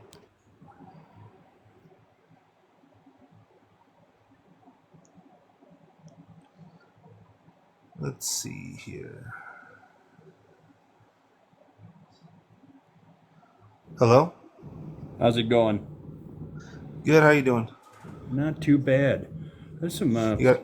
stories tonight. Oh, okay, cool. Uh, no, I kind of like what the last lady was just talking about with the buildings. There's a place in Prairie du Chien, Wisconsin. It was uh, it was turned into a home for wayward kids. It's like their last step before they go to prison. And I got a job there as core staff, which is essentially a security guard and a glorified babysitter, really. But it was a cool job. But before that, in its past life, it was a convent, and it was kind of a creepy old building. I mean, just the aesthetics of it would give you the heebie-jeebies. Well, I'd had a few weird things happening to me throughout my life, but when I got here, it was really bizarre because we had a core staff meeting and we were sitting around the table. We were all talking about the harassment and stuff like that, and different things to watch out for and how to conduct yourself. And I had actually dropped my pencil on the floor. When I went to pick it up, the lady next to me reached down and grabbed it, and I touched her hand. And then she looked at me kind of like, what the hell? So I sat there thinking, okay, is she thinking I did that to grab her? Like I'm going to try and grab. But anyway, so she pushed me a little note, said she wanted to talk to me after the core staff meeting. So I went out, and she sure enough came out and talked to me. And she started telling me things. I had had a reoccurring dream for the longest time, but that's just kind of a secondary thing. But she asked me, she says, "You've seen him too, haven't you?" And I got kind of quiet because, who wants to be the crazy guy? The new guy, suddenly he's talking about, chasing people down the hallways that aren't there. But Yeah. up on level 3, I told her yes. And up on level 3 were the kids, they were about 14, 15 years old. And I saw them down where they would go down the stairs to go into the rec area. So I yelled down the hall. I said, "Hey, come on, guys, get back to your dorms. Get back to your rooms." And I realized it was a taller person. I was like, "What? Who the hell else is here?" Because I'm the only guy working tonight. And it was definitely a man. And I chased him down the first flight and around the corner, and I saw him cut around the corner. And we went down the cafeteria, the lunch area. The kitchen was all in the basement. So I followed him into the basement, and I saw him. I saw him go behind the big steel freezer, the cooler. So I went over and I'm looking and I'm like, what? Where the hell did he go? I was really starting to get kind of weirded out. But so we were talking about things like this, and that's not the only thing I'd seen. I had seen nuns there, I had seen soldiers there. You can hear babies crying. And I guess when they remodeled, they found the remains of children, in the walls, I guess they would do things and remove the babies for certain people, and that's what they did with them. They locked them in. They just buried them into the the walls. So we're talking about all this, and she told me there were tunnels. So what I had seen was the guy went into one of the old tunnels, and those tunnels run through Prairie du Chien.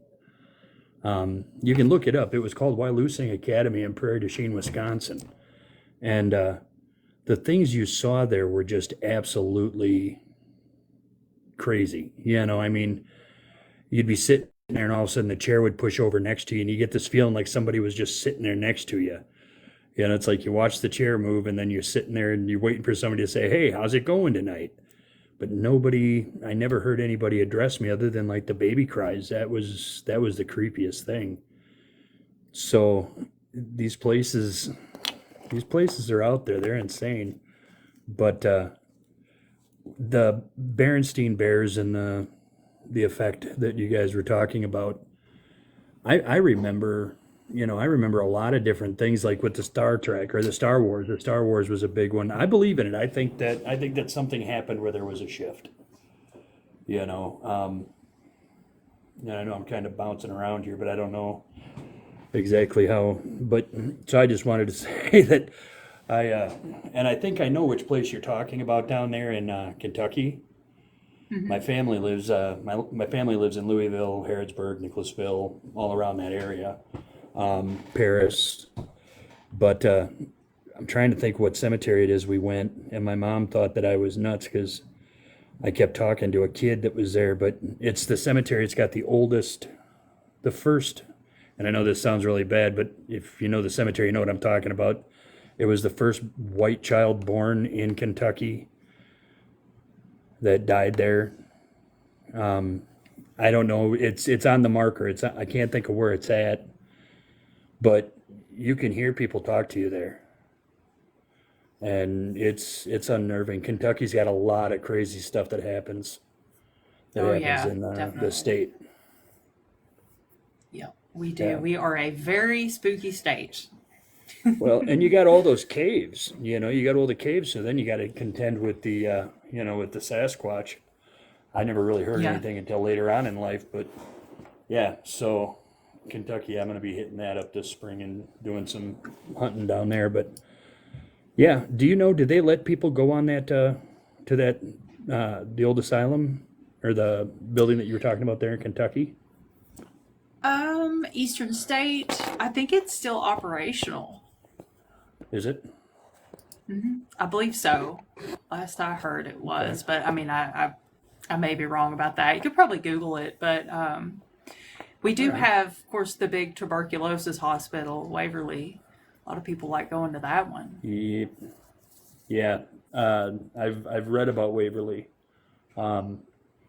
It wasn't just a TB facility though. It turned into something else, kind of a little bit more heinous than that, wasn't it? I think it's been all kinds of stuff. I think it's been like Cat Mama says asylum. So it was an asylum. It was a TB hospital. It's lived 1,000 lifetimes apparently. Well, I'll tell you, I enjoy this. I've watched you a few times, but I'm always in such a rush, and I thought, you know what, today, what the heck, I'll come on with something, and because, yeah, the gentleman that was talking before about seeing ghosts but not seeing them all the time or whatever, I kind of refer to that as psychic Tourette's, spiritual Tourette's, because it just kind of hits, and you'll be, I don't know if anybody else does this, but when they're talking to somebody, and then all of a sudden something hits you and you're like, well, when you got in that accident in that white Mitsubishi or whatever a few years ago and you lost your kidney, and they look at you like you're an idiot because they never told you about it, So I think sometimes that's more annoying than I think being able to control it. But yeah, so thank you for letting me up. I know it wasn't the spookiest story in the world or anything, but it was It's a definitely good story. It was definitely a weird place, and now they're renovating it into apartments. So I can't wait for That's that going to be happen. fun to live there. Yeah. Yes. Yeah. So, but anyways, you guys take care, and thanks again. Thanks for coming up. All right. Bye bye. Bye. Let's see. Trying to keep up the comments too.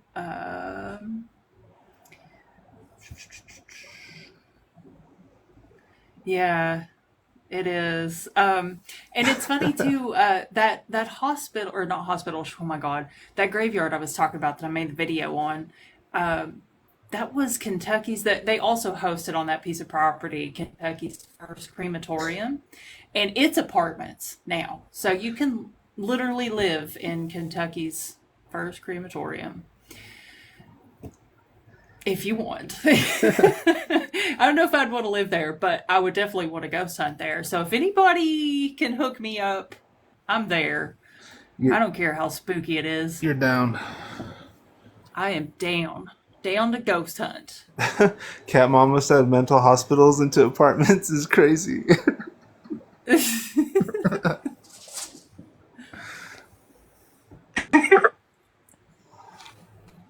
Hello and welcome. Hi.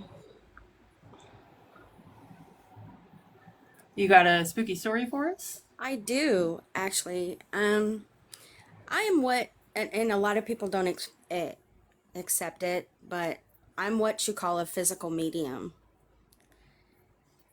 And my husband and I like to go and explore different places. And hi, Cat Mama. And we went to the coal mine here in the town where we live. And we went exploring up there. And there's cabins up there. There's like these row houses that the coal miners used to live in up there. And when you go in there, you can hear all these voices, and you can hear like pickaxes and things like that. And when we went up there, he had his first paranormal experience up there. So there was this figure that was walking toward the road we were walking on, and it wasn't all that dark. It was like about 4:30, 5 o'clock. We were walking up the path, and there was this figure walking toward us. We just assumed that it was a person walking on the path, because you're allowed to walk these paths up here in Kalinga, California. And we were walking, and we were laughing, and we were talking. And in order for us to walk toward this person, he was going to have to walk past us. And we weren't really paying attention, but when we got right, I would say like 300 yards from this person, they disappeared. And there was this coldness, and it was his first experience. And he told me, he was like,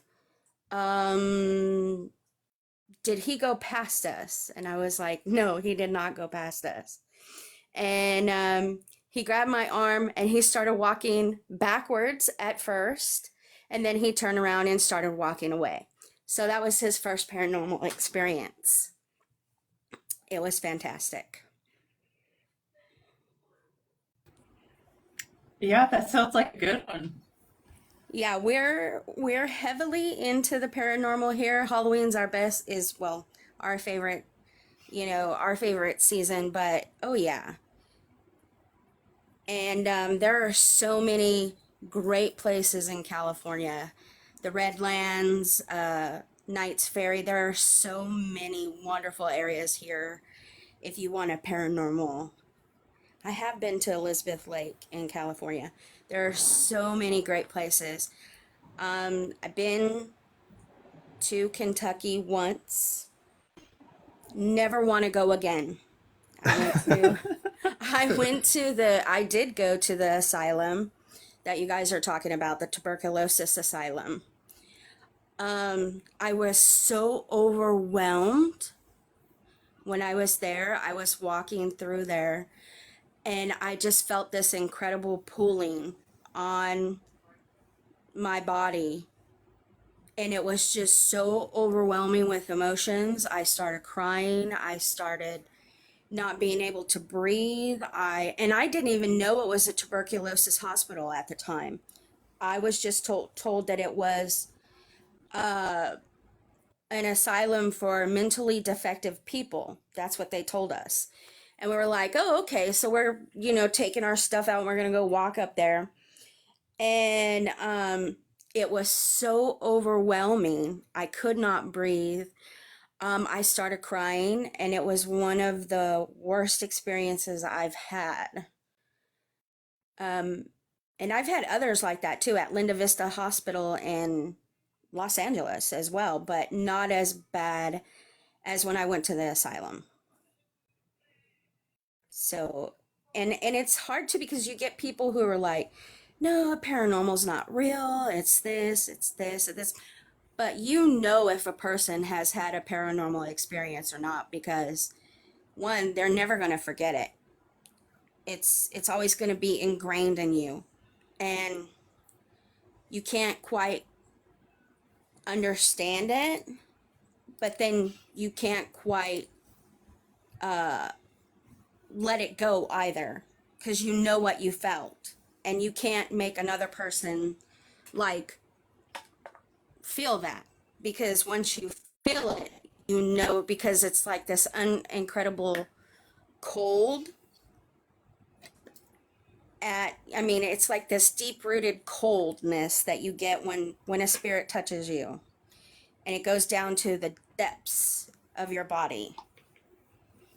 So it's an amazing feeling when a spirit touches you, and you're never going to forget that. And when a spirit talks to you, it's the same thing. They're talking to you, but you get this incredible feeling, like to the depths of your soul when they talk to you. Yeah. I've had experiences where I heard some, disembodied voices in real time, and it was pretty terrifying. It And is then also terrifying. ghost box experiences. Those were always like the most startling I love to me, it seemed. the ghost box and the spirit box because it allows people to hear spirits in real time. So opposed to people who can't hear spirits, it when you get into a situation where you're a physical medium, it's almost the same thing. You get a small voice by your ear, and it tickles the whole side of your face, and you feel the coldness all the way down to your toes because they're speaking to you. And it's just sometimes it's loud and sometimes it's just a soft whisper. But there's a difference though between a spirit and a being and a demonic entity and a malevolent entity that people sometimes get confused. But it is an amazing experience. But yeah, that was my Yeah. spooky story. Well, thank you for coming up and sharing that with us. Well, thank Appreciate you it. for having me. I'm definitely going to be looking out for another one of your lives because this is great. It's a refreshing live away from everything else. Yeah. That's what we do here. Just have fun and tell stories and have a good That's time. great. It's great. Well, thank you guys so much, and I can't wait to hear some more spooky stories. Thank you. Okay, listen, I'm having a mini stroke. Tolly, are you still here? I think I accidentally muted Tolly. Oh my god. I'm over here trying to Google how do you unmute people on a live. I was trying to respond to him and the pop-up bar, it lagged. Okay, Tolly's still here. Okay, okay. I was so scared. I was like, oh no, I blocked him. I didn't mean to block him. Sorry, okay. It's like when my phone gets hot when I'm live streaming. Everything freezes and it starts to lag. So if at any point I accidentally block you guys, I'll fix it. Just give me time. Sarah's a boomer, guys. I am. It's totally my fault that my phone gets too hot. Completely. Sarah, how do you the spirit boxes work exactly? So it's basically a modified AM FM radio. Okay. This is going to sound very unscientific, and I don't disagree, but but you have to experience one before you pass judgment on these things because they're trippy. So you modify it to where it will scan through stations so quickly that it creates white noise. And this is where like the what do they call it? Like the woo-woo stuff comes in. It creates white noise, and the belief is that the white noise allows the spirit to speak through the white noise. So what we always did when we did like ghost box sessions was we would get the ghost to say the filthiest words that it could say, because that would prove that it wasn't the radio, because you can't cuss on the radio. So that's how you would know that you'd actually made contact. You know what I'm saying?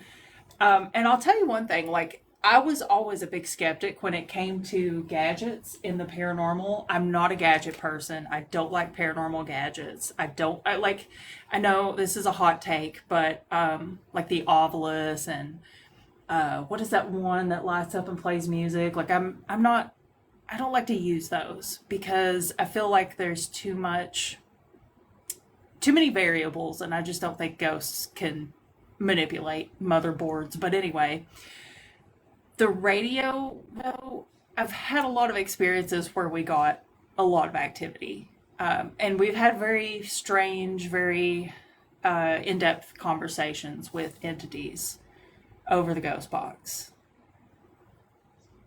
So, I mean, I know it sounds ridiculous, but they're pretty interesting little gadgets. So, Oh, okay. I thought it was like a little machine that had like preloaded words in it, and it would just like that's randomly spit them out. that's the Ovilus, and that's the one that I would say of all of the ghost hunting gadgets, that's the one that I'm the most adamant about not using, because yes, it has pre-programmed words. Yes, that means that the ghost would have to manipulate like a circuit board to trigger words. I feel like there's too many hurdles to jump through there for some type of entity. Yeah. And again, I know it's a hot take. Most ghost hunters and paranormal people will completely disagree with me on this, but I just do not buy into the Ovilus at all. And the puck, there's also a puck. And then there's like a REM pod. I think anything that picks up EMFs is okay. It's pretty basic. It's just picking up, magnetic frequency. That's Right. not really too crazy. Um, I think the best tool, personally, not that anybody asked, is just a plain old voice recorder, like you would record an interview with, or like a college lecture. Those things work wonders on a ghost hunt. Just like catching EVP. Mm-hmm. Yeah. Yeah. So is the obelisk thing like what YouTubers use, like when they make those stupid videos, like, oh, we're gonna talk, we're gonna have an interview with Marilyn Monroe or something like that? Ah, Yeah, I gotcha, think gotcha. so. Well, then there's one famous ghost hunting YouTuber, and I made a video about him. I don't know if it's still up or if it's one of the videos I took down, but he has invented some type of device. I think it's something that he invented himself. So I don't know, like, do you know the guy I'm talking about? He's super popular over there on the other video place. Everybody Um, knows him. yeah, I think I do know what you're talking about. I can't remember his name. It may be Epic Parent. I don't know. I can't remember. Um, Mindseed? I don't know. I would have to look it up, but I made a video reacting to him one time, and it was startling to hear what he presents as evidence, because he had like straight up voice talking, like, where did you get this? This is weird. Like, this doesn't seem like any ghost hunting device I'm familiar with, but yeah, I think his videos are a hoax. Like, they're just staged, personally. That's what I think. But I don't I remember think, the guy's name. yeah, I know who you're talking about. I just think it's kind of disrespectful, and when they do it with Selena, I don't know if you're familiar with Selena, the singer. I I get like love offended. Selena. Yeah, and I'm just like, nah, come on, not Selena. Leave her alone. Like we all know this is BS. Listen, me and my birds listen to Selena at least once a week. is yes, I cried when she passed away, and I am so unbelievably shocked. I am shooketh that Yolanda Saldivar is she free yet? Because No, not yet. oh, I can't. They should just keep her forever. They shouldn't let her out. But anyway, Yeah. all right, guys, tap the screen, get some people in here. More people, more ghost stories. Everybody tap screen, send some hearts. Flashlight theory. Yolanda, I know, right? I think the flashlight theory is BS. Wait, I don't know what he's talking about. Is that like when you unscrew the flashlight or whatever? For some reason, I was thinking it was the light theory where you shine it through a hole and it bends. Oh, I don't okay, yeah, know. that's probably what. I don't know. Guest box is open, guys. If you all have ghost stories, spooky tales, glitch in the matrix, paranormal, extraterrestrial, cryptid, Loch Ness monster stories. It's not gonna happen. Any, it's gonna happen, Chris. You shut your dirty little mouth. It's gonna happen. They said, yeah, you were right, Chris. Yeah. Glitch in the Matrix, guys. Somebody has to have one of those stories. That's such a new concept. I don't know if I have any.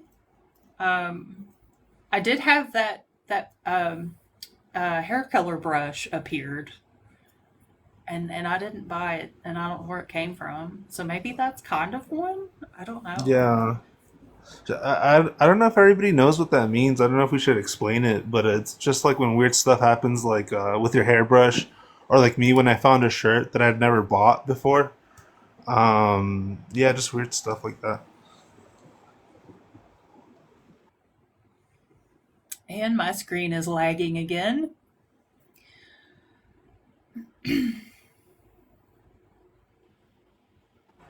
Hello and welcome. Hello? Hello. Hello, hello. Oh, I think we have an accidental request. I'm gonna drop you, and if it wasn't an accident, feel free to come back. If it was an accident, don't worry, we didn't hear you taking a shower or peeing. That's what I always think of anyway.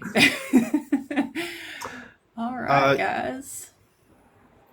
I think it's funny how we were talking about how if spirits are real, they're watching us like just do all like you know what I mean, like go to the bathroom, eat, like do private things. Like it's kind of uncomfortable to think about. Yeah, there's a song here on TikTok about that. How does it go? Something about like Jesus is watching me on the couch or something like that. I don't know. You know the one I'm talking about? It's like a popular song. I don't think Kind so. of makes me think of it. Yeah. I don't know. Maybe there are rules. Maybe they can only watch for certain hours of the day. Maybe there's, I don't know. Or maybe they're just watching all the time. Kenneth, are Don't you make us in think here? about that. Joel was in here. He snuck in for a minute. Did you see him? Yeah, I know Lodge Tales is in here too. I can see you guys, just so you know. Don't try to hide. Chris is watching like a ghost. He's watching your every move. I don't think they care about us on the toilet. I don't know. Yeah, we do far more interesting things than that, probably. Tell us some stories, Lodge Tales.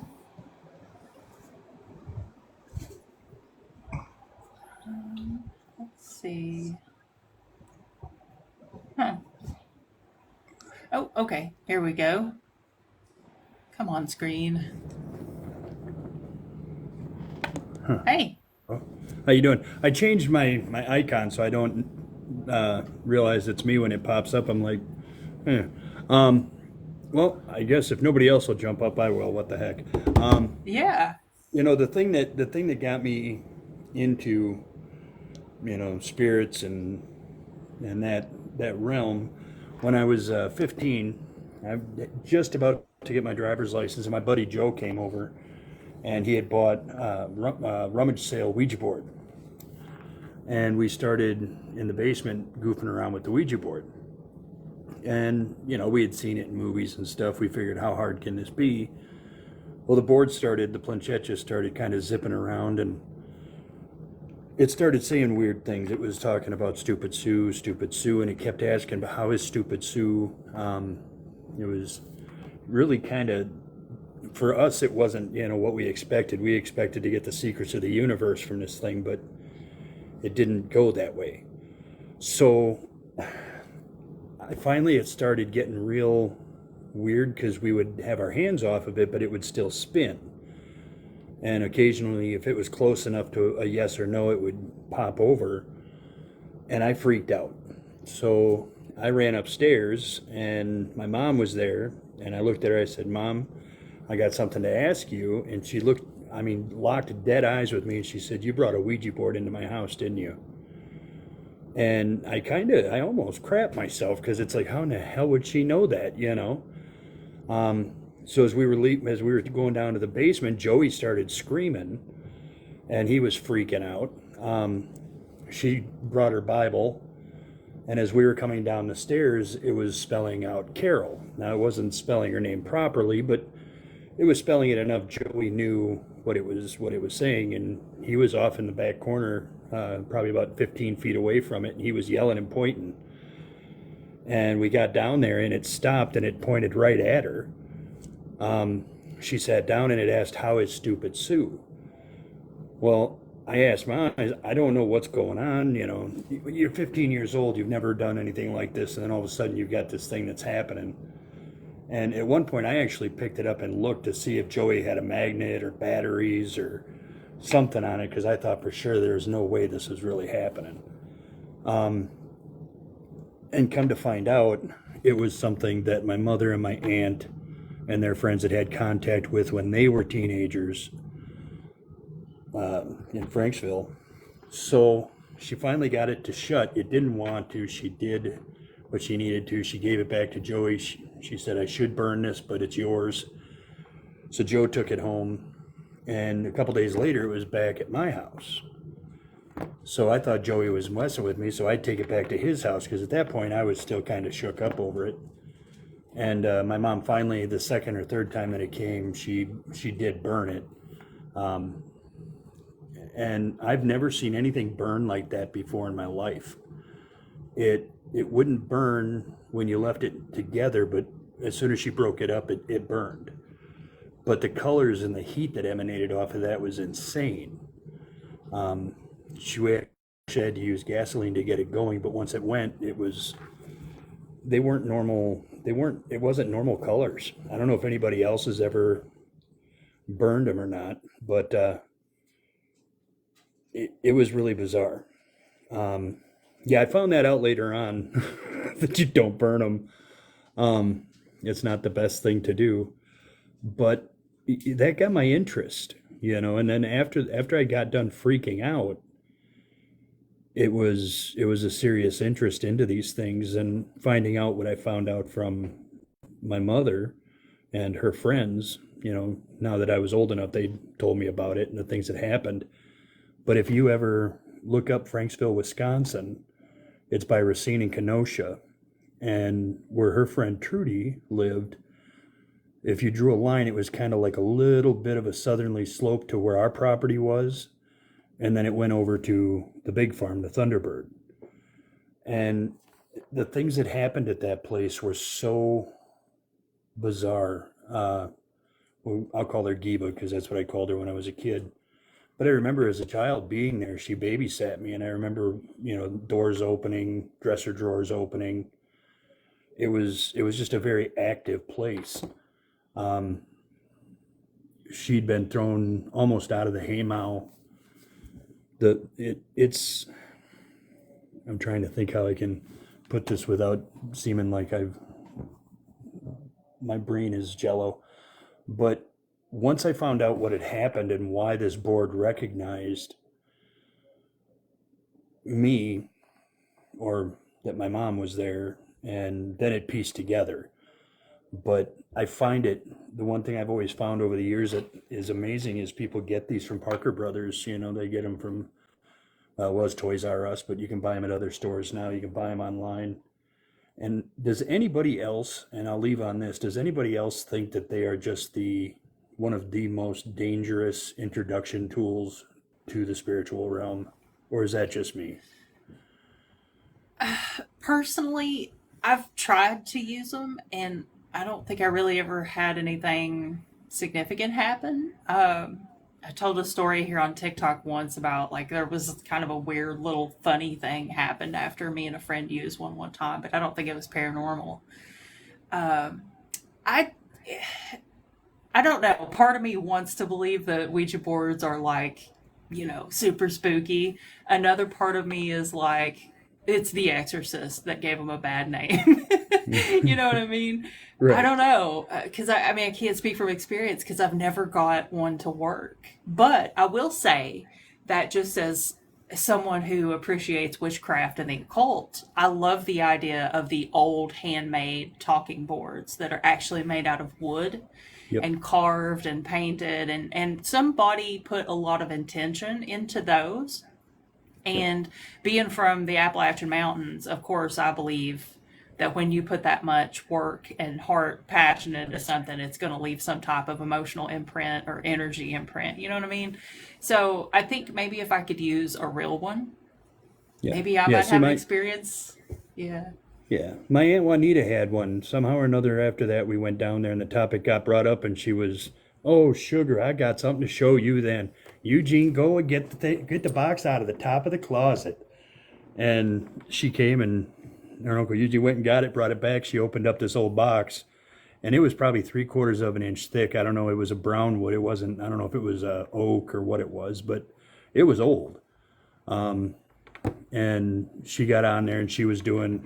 My aunt Juanita was very flamboyant, but I don't think that anything, because she wouldn't let anybody else touch it. It was all her. She had to do it, and she was telling us how you're going to be successful and you're going to be this, and it was going to yes and no, and so. But yeah, the old ones are definitely a lot cooler as far as even aesthetically, than the little pressed cardboard. But I mean, you can make them out of anything. Mom used to tell me that her and her friends had made them out of like cards and put them underneath glass. She said they even used alphabet noodles one time and tried it, and it worked. But I will say that after that, I did play with them again.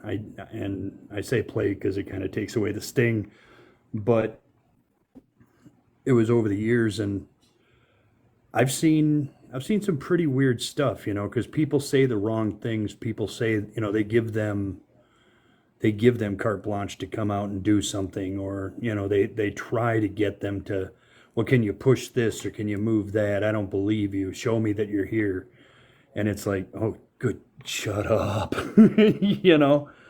And I've never done it in my home, though. I will not bring one into my house. So yeah, I was just wondering if anybody else had shared that same view on the board as I did. But it's definitely a gateway, as far as not just spiritually, but I think mind wise, to have that draw, to have that interest in it. And I can honestly say that I've been the wonderful person I am today, and a large part of that is because I've seen some of the crap that I've been privy to and some of the amazing stuff. But it's got a dark side to it, that's for sure. So, but anyways, again, that was a moment of my story time. I guess my stories aren't all super exciting and whatnot, but yeah, it's an interesting realm. So, Yeah, definitely. and I like the Mothman picture in the back, by the way. I know, isn't he cool? So I just cool. I just did one for a t-shirt, for the back of the t-shirt, and I'm gonna be putting that on it here this week. But he's standing in the middle of the road, and he's more the human version, where he's standing up. But Mothman is a pretty cool. I mean, the things that happen when Mothman shows up are are kind of, I don't know, I kind of believe in him. I believe in him, I gotta say, because there's been too many things happen when he shows up, good or bad. So, but anyways, again, thank you for letting me up for a second time and Yeah, putting up with my absolutely. rambling. All right, bye. Thanks. Bye. Oh, there was something I was going to talk about. Quick little story, little interesting anecdote to throw in here. I think it's a good time to mention this one. This is one I haven't told online, um, not for really any specific reason, but it got me to thinking of it when he mentioned burning the Ouija board. So, my mom, many years ago, this is many, many years ago that this all took place. My mom had a frenemy, I think they call them these days. And this person is someone she had known her whole life, and they were always like on speaking terms, but they kind of didn't like each other. There's always this weird tension between them, and I don't know why. But the woman passed away, and the daughter, who my mom was closer with, gave my mom a bouquet of fake flowers from the funeral. And you know, they were pretty. My mom took them, put them in the house, whatever, stuffed them back in a shelf, and just for a keepsake. And then everything in her house proceeded to break. Her washer broke, her stove broke, her refrigerator broke.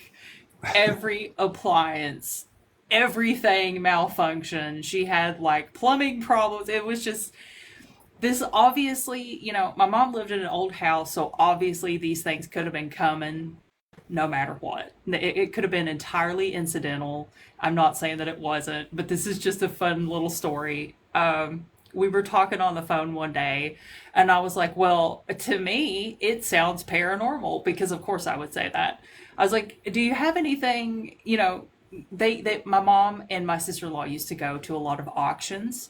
I was like, have you brought any antiques into the house? So we start kind of like deducing down things that she's done in the past week or so, since everything in the house started to blow up. And she finally gets to the point where she's like, I never thought about those flowers from so and so's funeral. I wonder, like, maybe I should get rid of those. I was like, yeah, she didn't like you very well. Maybe you should. So she took them outside and threw them in her burn pit, and they exploded into a ball of like colorful flames, which I know is, you can get sprinkles from Walmart to go on your campfire that makes the flames different colors. And it could have been a chemical in the flowers or the dye or whatever. But there was a pretty crazy fire come off of those. And then it seemed like her luck turned around. So another example of Appalachian sympathetic magic. There was obviously some bad energy attached to those flowers. Maybe, maybe not. Who knows? I just thought I would tell that because I don't know. It was always something we laughed about. Like, yeah, you remember that time those flowers broke everything in your house? Um, let's see. I don't know who was here first. I had a bunch of people. I'm just gonna start at the top. I don't know who was here first. Hey, Lodge Tales. Hello. So let's I want to kind of talk about those Ouija boards too. So the first time I ever seen those, I was just a little kid and I was in the Blackfeet boarding dorm in Browning, Montana. They had some kids made them. I don't even remember which kids it was. Some of my friends, they had them made out of paper. And, you know, they had a little triangle with a circle in it that they kind of moved around. I really didn't know what they were. I was pretty young. I was about second grade. I didn't know anything about that. And I thought it was odd what they were doing, so I was watching. And then they said, yeah, just put your fingers on it and ask a question, whatever. And you know, nothing really happened. I just know that place always was haunted down there. It always was. But when that thing moved, I wasn't moving it. And our fingers, it was paper on paper. I wasn't moving it, and the desk it was on was kind of smooth, so the paper would move if you were. I don't know. I just couldn't explain how the thing was moving. Even at that age, it wasn't scary though. So But I know you're not supposed to mess with those, now that I'm older, and I know those are really a big no-no. So recently, geez, this is about maybe 2 months now. I'm a I'm a part of this paranormal society down here in a place called Bozeman, Montana, and I go to their conference and I speak there. I was on the ladies' podcast a few times, and um, in that group, the Facebook group, it's called the Bozeman Paranormal Society, and in that Facebook group, a lady messages one day from the community here, and she says, because I work off the res and I live off the res, we had actually bought a house down here. Well, anyways, this lady comes on and she says, if there's anybody out there that can help me, then please help me. She said, I'm asking for help here. She said, we have this house downtown, and we're we're probably going to sell it and move out because my son keeps getting bothered here. There's a lot of haunting stuff, type stuff going on here, and we don't really know what to do. We're probably just going to sell the house and move away because we're at wit's end. We've kind of tried everything. We've exhausted every avenue that we know of, and if there's anyone out there, please help. And I talked to my wife and I said, look at this. What do you think about this? And she said, geez, if you can help them, help them. I said, I know, right? Because their son has disabilities too. And so, I have a son with disabilities. So it really kind of touched me, like, I'm going to have to try and do something. So I texted her and I asked her if it's all right if I stop by one of these weekends. And she said, yeah, sooner the better. So that very next weekend, it was like 3 days later, I stopped by her house, and I had brought my, I got this parfleche that my mom made me, and I keep all my smudges, and I have this smudge bowl that I got from old Buster Yellow Kidney, and, I got some stuff in there, this old Holy Man smudge bowl I got, and I took an aniscum with me. An aniscum is a buffalo rock. It's a sacred object, right? But what it is a spirit, a really old spirit that's manifested itself into a rock. It's like we have a spirit and we're aware of our bodies. Well, that's the same with this rock. That spirit that's in there is aware of itself. They help you. They're gifts from the Creator. And that one was given to my son to help him when he had his injury. And I took it with me because it's in our family and we keep it in a certain place. But anyways, I wanted all the help I could get. So I really prayed on the way there. I was praying as I was driving and, getting ready for this, kind of just asking for all the helpers to come in and everybody to basically get my back and guide me, keep me safe and all that. So I get to the house and first I want to do is visit with them. So I sit down and I ask her, tell me what's going on. What's happening here? And she says, well, we keep seeing this shadow person here. And it'll walk around this house. Sometimes it'll look, she says, I don't know, I think there's multiple things here because there's also a little girl here. And so she goes on and tells me all about that, and that her boy's getting really wicked nightmares all the time. And they're about ready just to get out of there. She said she was telling me about all the things she's tried. I remember her saying crystals and some other things. I don't really remember exactly what. So I said, all right, well, I'm going to try to help you. I said, I'll try and do what I can do here. And I'm just going to, all I'm going to do is smudge you guys, smudge your house, and I'm going to put up barriers around your house. And, this is according to my way, the Blackfeet way. And I'll see if that works for you guys. I can't guarantee you anything, but I also have a son with disabilities, so I really wanted to help you. So I start by smudging them all. I thought there was just going to be about 3 people there. Geez, there was 10 people in that house. So I go around and I smudge them all off, and I'm praying for all of them. I use cedar to do that because they're really bad. I want to use cedar on them. So that's what I start doing, smudge myself and doing my prayers, everything, smudging them off. I smudge my aniscum, I keep it with me, and Then I start in the basement. I tell them to open those doors, open all those doors. And I start down there and I start doing my thing. I'm going through the whole place. And I go into this room where they have a furnace. And this boy is coming with me. He's about a 23-year-old kid. And every time we go into an area, I tell him, turn off all those lights. Turn off all the lights. And it was dark. It was nighttime outside. I said, turn off all those lights. Maybe just leave the door open so I can at least see a little bit. But turn off all these lights. I don't, no lights on or TVs or anything, radios. Turn it all off. And so he does that as ahead of me as we're going. And I get to this furnace room and there's no lights on in there anyways. And I can't really see, but I could see well enough. I go in and there was something in there. And I couldn't see it, but it was hiding in that darkness. I knew it was there.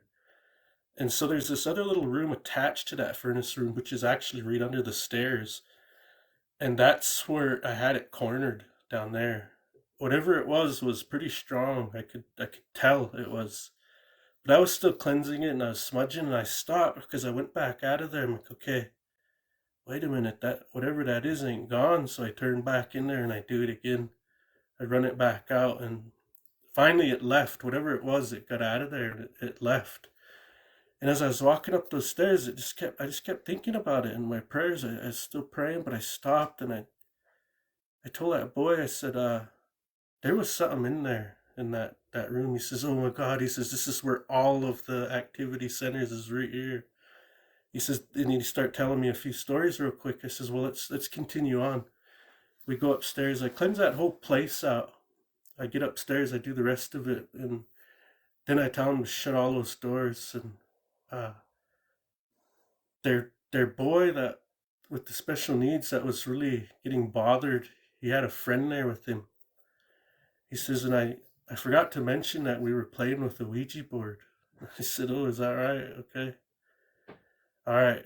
So what I did was I took out some sage and I rolled it into a ball and I started really praying for them and cleansing it off because and that Ouija board was saying that boy was going to die.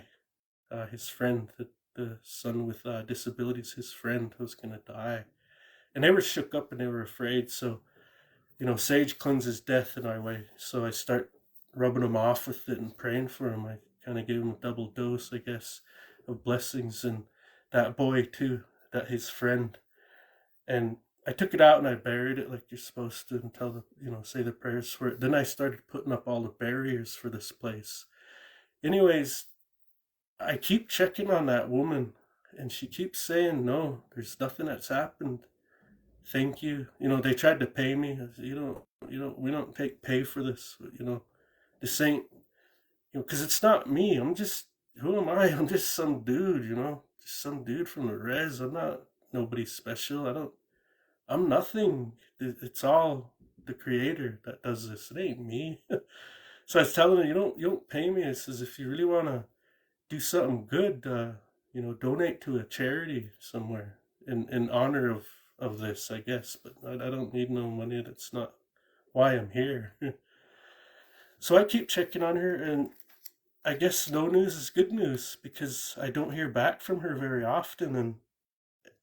And she told me thanks, and the boy gave me some cookies. But that Ouija board stuff, I don't know what they did with it. I want to say they told me that they got rid of it somehow.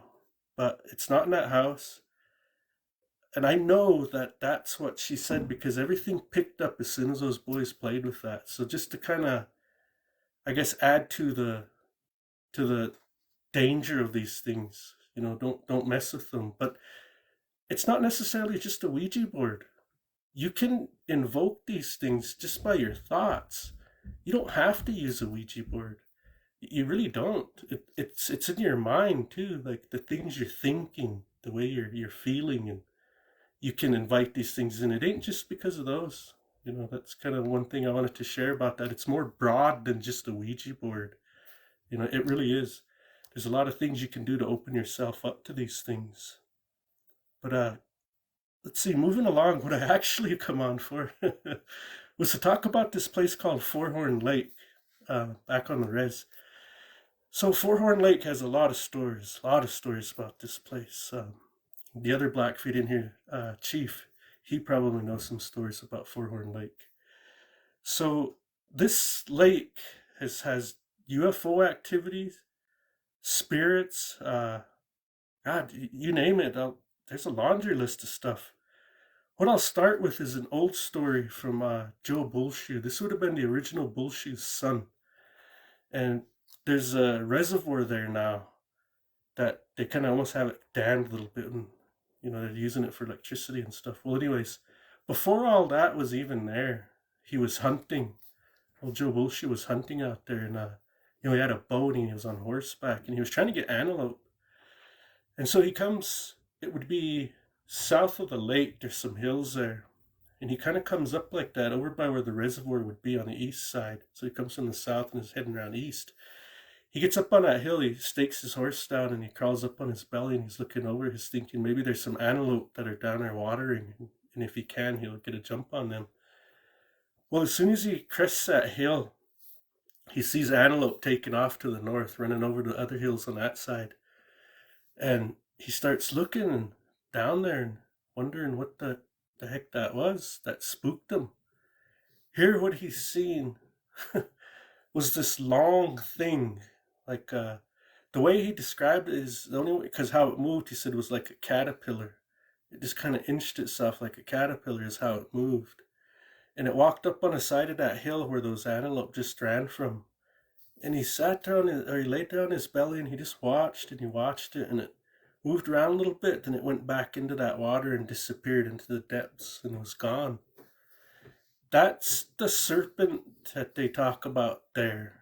I have no idea if this is a bona fide cryptid type thing or if it's a spirit, but I lean toward it's a spirit, an old one. Because there's a lodge, it's a serpent lodge. It has that serpent on it, but that's what that medicine, that lodge comes from, is that serpent in that lake. And old Molly Bullshoe still has the rights to that lodge.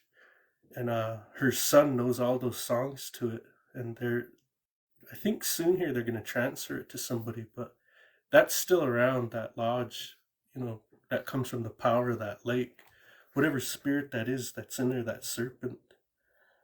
And the next story I want to tell is about what we call water dogs. So these water dogs they're big. They're like a small one would be the size of a calf. They can run on top of the water, but they're from that water. They're spirits. They're from that water. And others are as big as cows, So that old Molly was telling a story once, and she said, yeah, we kind of stopped seeing those around the 60s. She said, they're still around.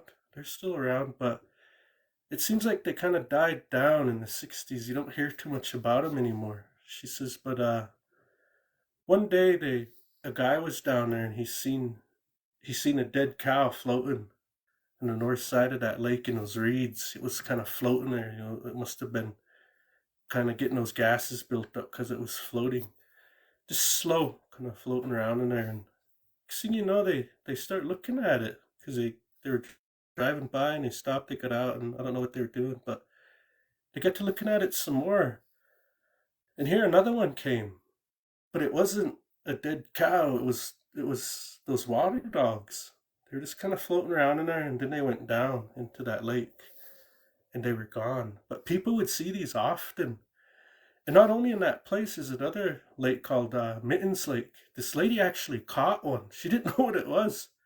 She pulled it out of the water, and I guess it just kind of make this little bark.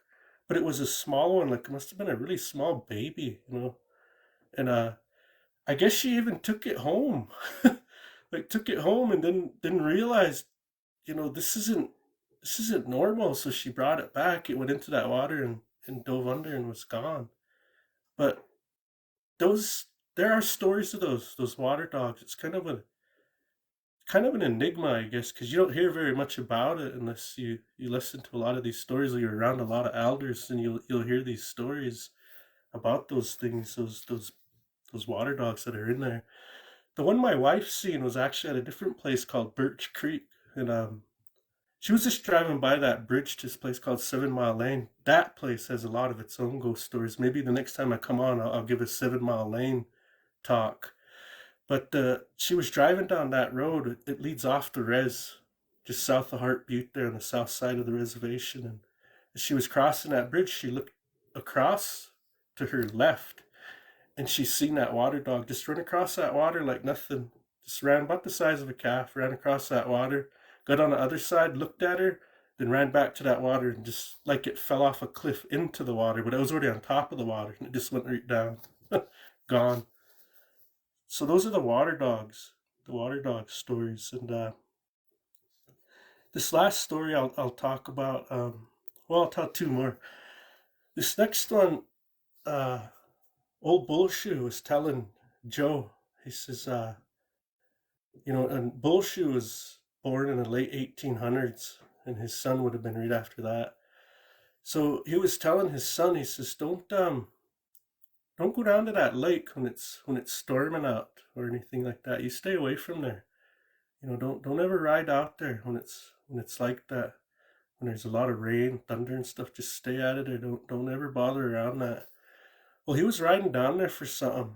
He seen that storm coming too. And he thought, well, I'm just going to finish up whatever I'm doing. I can't remember what he was doing. I really don't remember. But anyways, he got caught in that storm. So it was so bad that he had to hide under this, there's like a overhang of rocks. And that's where he pulled his horse. And he's kind of stood under and sucked up to the wall with his horse and held his horse still. Just trying to wait out the worst part of the storm. And he was going to ride back into the ranch. Well, as he was standing there, he looked up across from him. He kind of looked up. There was like this other knoll where he was standing. And he could see this Indian standing up there, all dressed in white buckskin.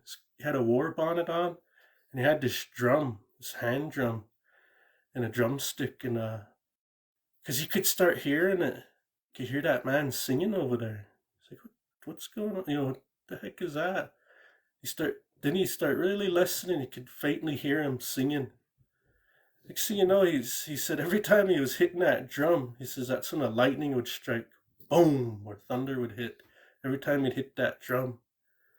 And he got so scared he thought he was going to get killed that day because lightning was striking around him and by that man, and thunder was really loud. And it finally quit. That man disappeared. He just kind of disappeared, just faded out. And it kind of quit. The storm started going down. Jeez, he started whipping both sides. He ran right back to that ranch as quick as he could, and he told his dad what he seen. He said, I told you, don't go down there. I tell you these things for a reason. He said, now listen to me. Don't go out there like that no more. That's another story of Forehorn Lake. And the last one is kind of a more recent one, relatively recent. So it was iced over, and my mother was out there with her with my stepdad, and they were ice fishing, but they didn't have like a hut or nothing. They just kind of broke holes in there, set their poles up, and they were sitting in their truck. And it must have been around evening. She said it wasn't quite dark yet. Maybe had about an hour and a half left. They were just getting ready to leave. They thought they'd sit there for a little bit longer, and just like that, as they were sitting there, that ice underneath it, she said it just all lit up. She said like there was a huge light under there. Now this is that UFO stuff they talk about that happens around there. There's been other stories of people seeing UFOs fly into that lake too. Anyways, she said it lit up so big and bright. She says we didn't even get our poles. We watched those lights for a while, kind of moving around under there. There was multiple lights. She says, but after a little bit it quit, and we just got the hell out of there. We just left everything and just drove to town. We didn't want to stick around for that. That was too intense for me, she said. So another one of my mother's stories, and this one happened, about a month ago. This is recent.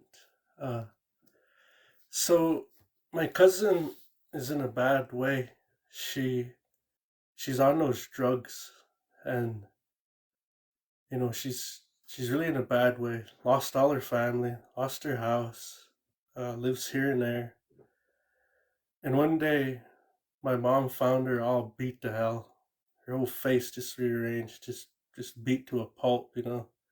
And she found her, and she says, because my cousin lost both of her parents. One of her brothers is in prison. Her other sister and her don't get along. They won't have anything to do with each other. She's all alone, and she really got beat up. So my mom took her in and was trying to sober her up. Was making her go to church. My mom's a Catholic, and she was trying to make her go to church and everything. And she was. She went to a Cursillo. She was making steps to improve. But my mom started noticing things happening with her there. Because these types of people, they usually have some sort of an attachment with them. You know, there's some sort of a bad spirit around them, if not multiple ones, that are always tormenting them, keeping them in this way, you know, feeding off their suffering, things like that. And we know that. My mother knows that. And these things start happening, and she says, I'm pretty sure that she brought something in this house. She was telling me on the phone, and I said, well, take that cedar that I gave you and start smudging with that. You know, my mom's both ways. She's old Blackfeet ways, and she practices Catholic the same. And I said, yeah, just burn that smudge and really smudge out your house. Get that whole thing and then put up your barriers, Mom. But those barriers might have a hard time with those because she'll come back in, and if she was doing something when she was gone, she can break those. So just keep reinforcing them and doing what you gotta do. And she was. And one day she starts smudging, and she was sleeping on the couch. Or one morning, she was up early. My mom gets up early in the morning, says her prayers. And she was sleeping on that couch, and she starts smudging that cedar. And my cousin got mad. She got up, what are you doing? What are you burning in here? What's going, kind of freaking out. My mom just calmly says, oh, I'm just smudging and saying my prayers. Do you want to smudge with me? And she says, no. And she kind of, made up her bed and sat way on the other side of the living room and went into the kitchen, eventually was avoiding her. So she just kept smudging. My mom knew there was something there, and she knew that's, why she was acting like that. Well, one day she was coming back from going out visiting, whatever, God knows what she was doing, but she says she called and said she was on her way back.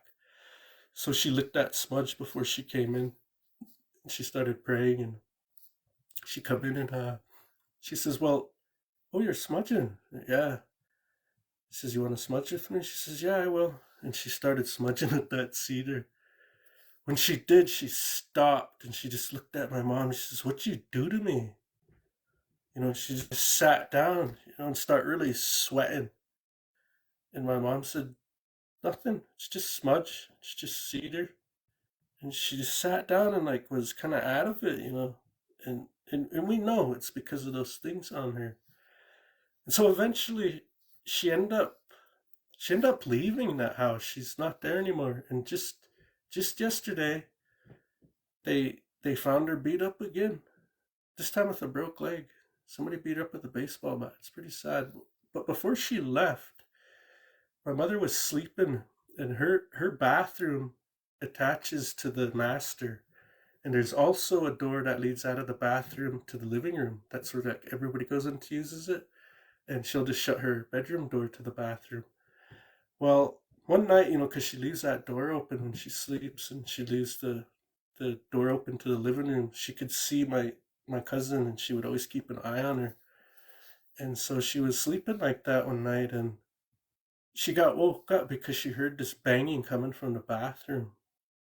And she started looking, that's what woke her up, and she was looking, and what she seen was this person. And this person was all twisted up, bent up funny. And it was dark, so she couldn't really see her face just yet.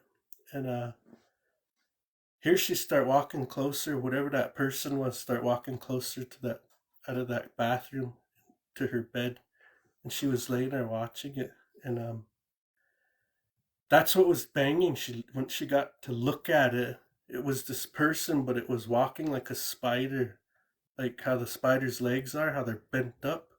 That's how it was walking. Almost like a crab kind of too. And it really scared the hell out of my mom. She just looked at it, and I asked her about this actually just today after I was telling this story earlier. But anyways, I asked my mom about it again. She said, yeah, and it just walked back in. But when it got close to the bed, she looked at me. That thing looked at me, and it had your cousin's face on it. And it walked back into that. It banged its way back into that bathroom, and it walked out that other door to the living room. She said, then I looked over at your cousin, and she was still sleeping on that couch. She said, but that's when I knew for sure there was something on her. I finally seen it. And she got up right then and there, and she started smudging with that cedar and chased it out of there. But as of today, she's still in a bad way, and she won't go back to my mom's house. That's the power of that smudge, though. That cedar is really powerful in our way. It's really powerful. But those are the stories I wanted to share tonight, and I hope you all enjoyed them, and it didn't give you really horrible images. Well, they did. So I'm creeped out. Yeah, I am too, actually. Yeah, that one scares me too when I think about it, because my cousin's face, I mean, I know her. I have this image of her face on that kind of a body. Yeah. But my mom got rid of it, tough old woman. She chased it out of there. Yeah.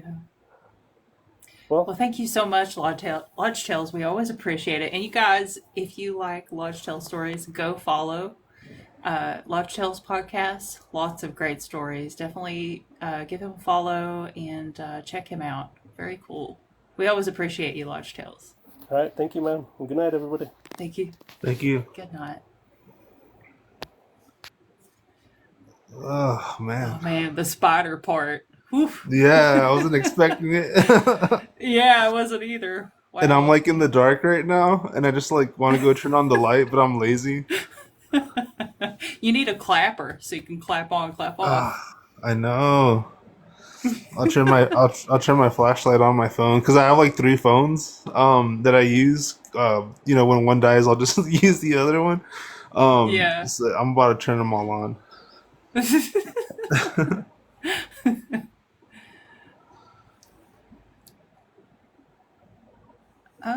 Well. Oh, Cat Mama, you were in the box and I accepted and it just cut off. So if you want to come back up, jump back in. She may have had to go. I don't know. It's getting pretty late. Yeah. Wait just a second and see. I believe that you have been waiting the longest. I always try to remember who's here and go in order. Hey, welcome. Hey, can you hear me? Yeah. Yes. I had 2 that were just really weird, and I'll make it short. One was I was cleaning out my garage of a whole bunch of old stuff, and things were going really bad here at the ranch. It was just like a black cloud over everything that could go wrong, go wrong. And my friend said, well, your ex was kind of weird. You should go back and look and see if he had anything, that was in weird idols or anything like that, and throw it away. I'm throwing all these, I don't know, like tiki things from Hawaii that are love gods, throwing all that stuff away. But I come across this black book, and as soon as I touched this black book, I just did not like it. And I'm looking at it, and it's the Encyclopedia of Demonology. And it freaked me out. So I called up one of my friends, and I said, what do I do with this book? And he goes, you have any like sea salt or holy water? And I go, yeah. Well, pour that on that. And I'm like, well, what's that going to do? Well, just pour it on there. So I did, and my roommate's freaking out. The book started screaming. And, I've been in law enforcement for years, and I've seen some really crazy stuff, but that was really freaky. So I'm like, well, what do I do with it? Because I didn't want to burn it because I didn't know if you release stuff. And I didn't want it buried on my property. So my friend goes, well, go ahead and put it in a white bag and pour a whole bunch of sea salt on it and the rest of your holy water.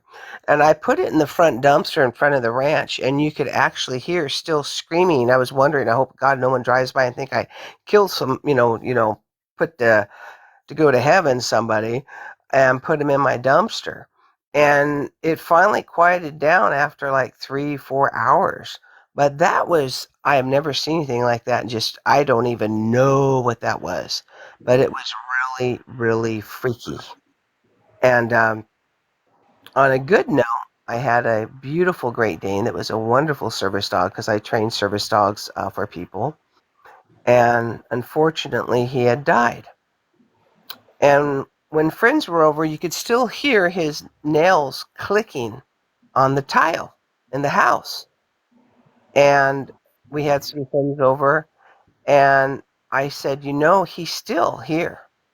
And they're looking at me, and my friend goes, well, I have a ghost app on my phone. She goes, tell me where he is and see. And I actually videotaped her phone, and I think it's on my TikTok videos. And I'm videotaping hers, and I go, yeah, he's right here laying. And he was a 230-pound Great Dane, huge dog.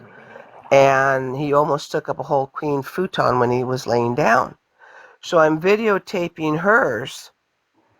There it is, this long skeleton. You can see a head, and it's laying down, prone, laying down right where I said he was laying down. And where the head was, they're like, oh, wow, his head's right there. And I said, okay, guys, you're going to freak out. And there's like a little stand next to the futon that was in the living room that was his. And I put a blanket over his urn because it really bothered me losing him. And I pick up this little blanket where his head is, and they go, what's that? And I said, it's his urn. And so I actually had to take the futon out and tell him that I loved him, but it was really bothering me. And I had to change the whole dynamics of the living room. And I said he could stay, but not to freak me out anymore. And then it just quieted it down. So it's weird. I think animals still live on after they die, but I have never experienced that. And then to have it recorded too, it was just, for me, a calming knowing that they do live, that they are here. And he was a great dog. He was a wonderful service dog. He was one of my lead service dogs. And just phenomenal. And God, I miss that dog. Oh, one more. Here's one more I'll tell you. I've worked the streets. I've also worked the prison system. And we had one inmate that came in. They thought she was nuts. And the lieutenant was in there, and I was a sergeant at that time. And they brought her in, and we could actually hear voices coming out of her throat. And I'm going, oh my God, she's possessed. I'm thinking this. The lieutenant, I knew for a fact, was Catholic. And he starts looking uncomfortable. And I'm like looking at him, and he's getting more uncomfortable. And I guess he had the Catholic medallion that was on his neck. And he told me after it was like really getting really hot. But I looked at him, and they usually send those type to Patton if they're not right. And she ended up admitting that her sister was into black magic and was mad at her and sent these two entities to stay there at her, with her there in prison. And the poor thing, I felt so sorry. I'm looking at the lieutenant. I'm saying, man, we need to get her help or that. And the only thing they can do is they just say that they're insane, and they sent them off the Patton. And I just felt so sad that they did that to her, and she was just really upset. But you could actually hear there was nobody in there but the one of the yard cops, myself, and the lieutenant, and we actually heard these two, and they were evil. The things that were coming out of there, the most nastiest words, and it was just, I was like, my God, this stuff is real, and people don't get it, and it really is there. And it was the other inmates in a room, they could hear them, and they couldn't sleep, and they were all arguing where they had to end up isolating her. And it was just, oh my God, people that don't think this stuff is real, and the dark side and all the other stuff, it's real, and it's just scary. But thanks for letting me share, and I appreciate it. And I like your Yeah, we program. appreciate you. Okay, Thank thanks, you. We hon. appreciate you coming up. Okay. Good night. Bye-bye. I see somebody's talking about the movie Ghost in the comments. I love that movie. That was It a used to great scare movie. me. Like, really? Yeah, when I was little, the shadows, yeah, they scared the crap out of me. Oh, that was my favorite part. I love the shadow monsters. Yeah. Um, yeah, so the thing about pets, I've had a couple experiences with pets after they pass away. I had one experience. I'm not going to tell the whole thing because it's super sad and I don't really want to think that much about it. But I had a pit bull who passed away in a very tragic.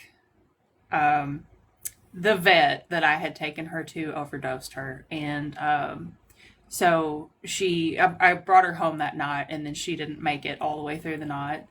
So that morning, I took her back to that vet because a whole lot of drama. On the way, she was laying in the back seat of the car.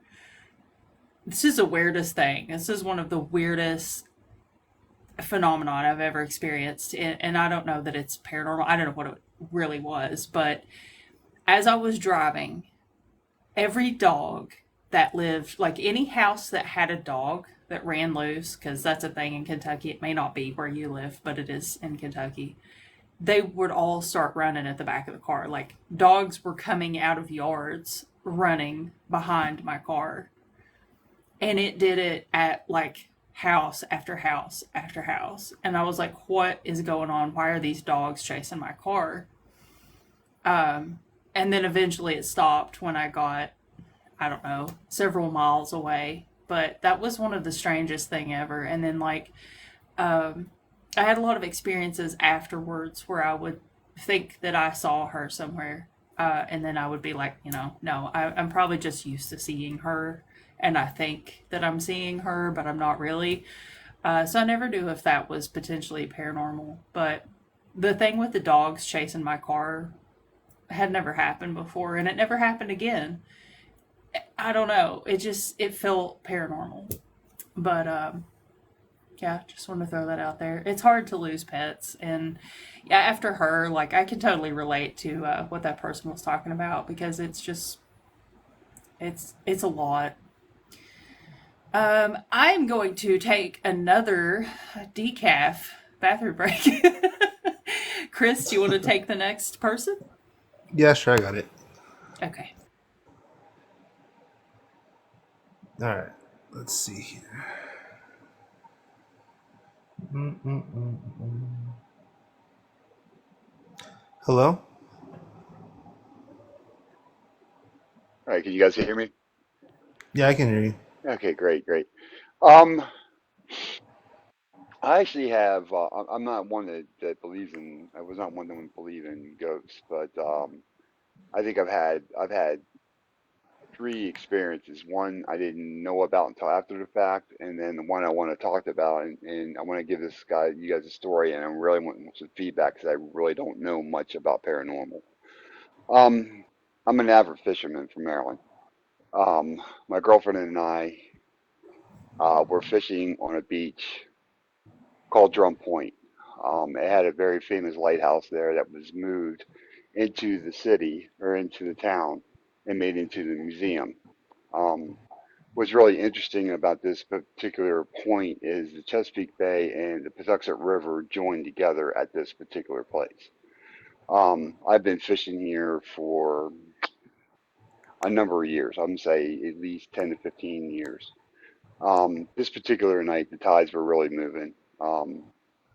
So my girlfriend and I, we decided we were going to sleep on the beach and get up the next morning and re-fish again because the tides were just too strong. Now to get to this point, it's a almost a half mile, maybe a quarter of a mile on the bay side of beach to get to this place. And then once you get to the point and you look to the right, it's another half mile of beach going down. So you could see anything coming or going off that beach once your eyes adjusted to the nightlife. And it was a full. It was I wouldn't say it was a full moon, but it was a pretty bright moon. So make a long story short, um, so we laid a blanket on the beach. Um, I had my back towards the bayside of the Chesapeake Bay, and she's facing down the beach, which would be Patuxent Point. Um, I was kicked square in the butt to the point that it startled me, and I jumped to my feet, and I saw nothing. There was no way there was anything that ran. It was within a quarter of a mile down the beach that could have ran that far away from me in that quick of time. Because I mean, I was a younger guy. I got up on my feet. So, um, I'm rattled. I'm startled. So I walked towards more of the point, and I was actually lifted off the ground. I was lifted off the ground and pushed backwards for about, I would say, about 7 or 8 feet, and then I was let go. It happened so fast and so suddenly that I didn't even have time to really react with my arms, to put my arms down to try to catch myself.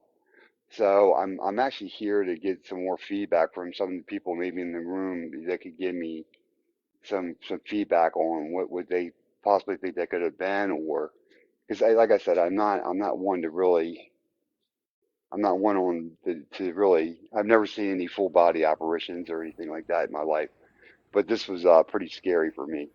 Um, Yeah, that sounds pretty terrifying. So, did you say you didn't see anything at all? Like it was too dark or whatever? no, ma'am, no. It's not uncommon for me to, I could see a good distance down the beach. You're right, especially at nighttime, your eyes adjust to the darkness. I could see, there's a many times I've seen like foxes coming out on the beach or a raccoon or whatever. Um, and I can see that in both directions on the bay side of the beach. And you can see this on a map too, by the way. If you guys ever get curious and want to take a look at Drum Point, you can see this on this map where this point is, where the Patuxent River and Chesapeake Bay come together. But and you can see down the beaches both ways. But I was hit. I was, excuse my language. I was kicked square in my ass. And I mean, it was pretty hard to the point that it pushed me and her. So, and of course, your first reaction is to jump up. I'm ready to fight. I'm like, who the hell's doing this to me? Um, and I walk towards, like I said, again, I walk towards where the lighthouse used to be. You can still see the pylons that are still in the water from where it used to be, and where they dug the pylons into the sand deep in the ground. So I was walking towards that, and within, I'm going to say, within 30 seconds to maybe a minute from me getting up from getting kicked in the butt, I was picked up, and my I was picked I was picked up, but my feet, like my toes, were touching the sand. I left marks in the sand where my toe it dragged, and like I said, it happened so quick, and I went about 7 or 8 feet, and I never had time to brace myself, and it threw me on the ground. And then, of course, by that point, I'm freaked out, and we're packing up and getting the hell out of there. But I've been back there since then. And I've never had this experience ever again.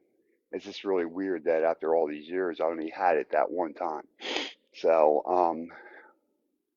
somebody did tell me that um, water could be a factor, and the fact that the water was moving so fast that night that it could have been enough energy for something to manifest. Does that make sense? So, Yeah, yeah. We were I'm actually not talking about that earlier. okay. I'm not. I don't know, but yeah, it's the only experience I have, and I I have to chalk it to paranormal because there's just no way possible that somebody could have kicked me and gotten off that beach without me seeing it in either direction, and then to be picked up and had my feet dragged across the sand and then dropped. Yeah, this it's just no. It's just there's I have no explanation for that. No explanation for that. Yeah, that's definitely pretty strange because for the most part, you don't hear of paranormal entities like physically interacting with people. I mean, a lot of people say like they experience touch or, something that's not too intense. Most people don't really experience something as intense as being lifted off the ground. So that's definitely a unique aspect of your experience. Well, I don't here's know. something I want to throw out too. This and it's always bothered me. is Mhm. they always frowned the fact that I was out on that beach at nighttime. There's a couple of people that live in the actual neighborhood that they didn't like people out there on that beach for some reason. I don't know if they knew something we didn't know or what, but um, it was really frowned upon about us being out there. Um, I just happened to get a rapport with these guys, and they knew that I was, one for cleaning myself up. I never left messes or anything like that. But it's a frequent. The place is pretty much it's frequent a lot, but but not at nighttime. They keep it pretty much under lock and key at nighttime. So it's hard. The gate to get in is, like I said, it's almost a half mile away from where we are in each direction to get to these gates. So there's no way that people will have access to get in and out of there. Um, like I said, without anybody seeing them. And we were the only ones on that beach that night. So um, I want to get off here. I want to get some feedback from basically from you guys and from the chat room. So, Yeah, chat definitely. If you guys have any opinions on this, weigh in the comments. Um, like I said, I haven't heard of too many people experiencing something to that extent. Now, on a ghost hunt one time, one of the investigators did get scratched really bad. And incidentally, during the scratch, she ended up falling down the stairs because of it. She said she was pushed. Um, so that's kind of close, but, you know, paranormal I've entity of some kind, possibly. I've never experienced anything like that where I had and I was totally defenseless. It's like I Hmm. couldn't move, and it literally lifted me off the ground that only my left foot and my right foot toes were making lines in the sand. I couldn't move. I couldn't Yeah, raise my arms to do anything, and it just happened that quick. So very strange. Someone in the comments did say something that I thought was kind of interesting. Possibly like it was a warning. Maybe, maybe some entity out there was trying to tell you you needed to leave. but you understand where I'm coming from here. I've been fishing this place. I've frequented this place for many years, and I still go there now, and I've still never had that experience that I had that night, which is I find Yeah. really ironic. Well, the thing is like, and I've been a ghost hunter for a number of years at this point. You could go to a place one time and have no experiences at all, no activity, nothing strange, and then you can go again and have all the activity in the world. So it kind of comes and goes. Why, I don't know. I don't know if it has anything to do with time of day, weather, astrological positions. Like, who knows? Who knows why it happens that way? But sometimes it does. Well, But yeah, we were discussing earlier how water seems to kind of be conducive to paranormal activity, and that is a pretty strongly held belief within the paranormal community. Also, limestone, just throwing that one out there. Um, but yeah, I don't know. That's a pretty let me. terrifying I want experience. to answer Baba Louie's answer. No. I didn't feel any pressure on me. It was like a floating sensation. So yeah, it was more of a float than it was anything. But I was paralyzed. I couldn't move my arms. I couldn't brace myself or anything. But it was more of a float than it was. I didn't feel like hands or anything up under my arms lifting me. Um,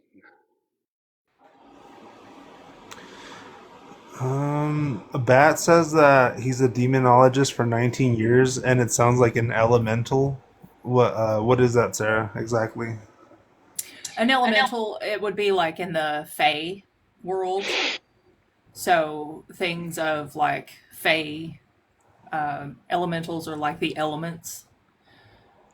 Um, Oh wow, I probably could have figured. I should have figured that one out myself. But okay, yeah.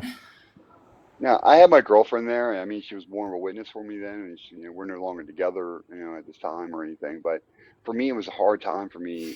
It haunted my sleep, and I couldn't get my mind off of it. And it's hard to find somebody that will believe you without thinking that you're crazy, that this actually happened to you. So, you know, when you guys have channels like this is really nice, and it helps get some of this stuff off our chest, that, you know, nobody's judging you here. You know, and I've always Yeah. been scared of that. So, you know, I haven't really told that story to a lot of people. So, um, because I was afraid of the, you know, people are going to think I'm nuts or backlash, or I'm, you know, I'm full of it. But I can't be, I can't be any more honest about that. I mean, I wish I could make that up. You know what I mean? So it was a very terrifying situation for me.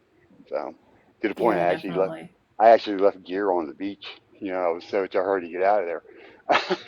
You know, so I don't want to tie up anymore. I want to hear some more stories from other people, and I'm learning from the chat rooms. And thank you, chat, for all your input. I really, it's been a great help, and thank you guys for bringing me up and letting me share that story. Yeah, thank you for sharing it with us. Appreciate it.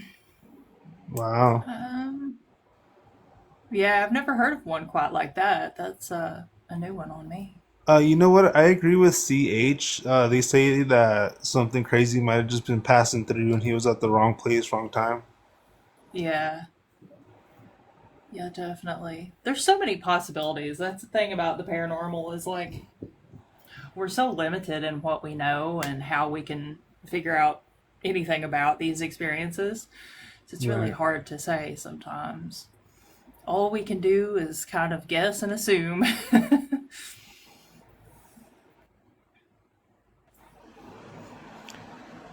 Hello.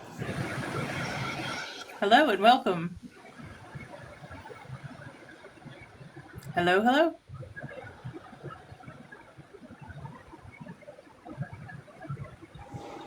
Thank you for the heart.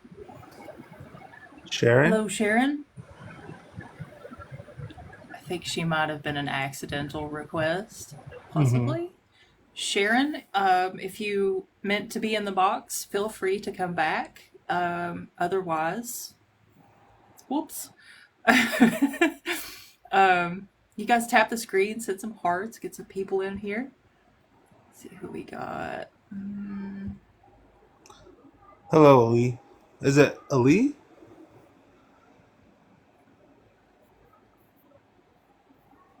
Hello? Mike. Oh, hello. Hi. Hi, welcome. You have a spooky Hello. story for us? I do. I'm hoping maybe I can get some feedback from everyone as well because this one has left me perplexed for a good amount of years. Um, I've lived in my house now for 28 years and nothing has happened like this since. It only happened the one time. And what it was is let me just like give you all a blueprint of exactly how it was laid out.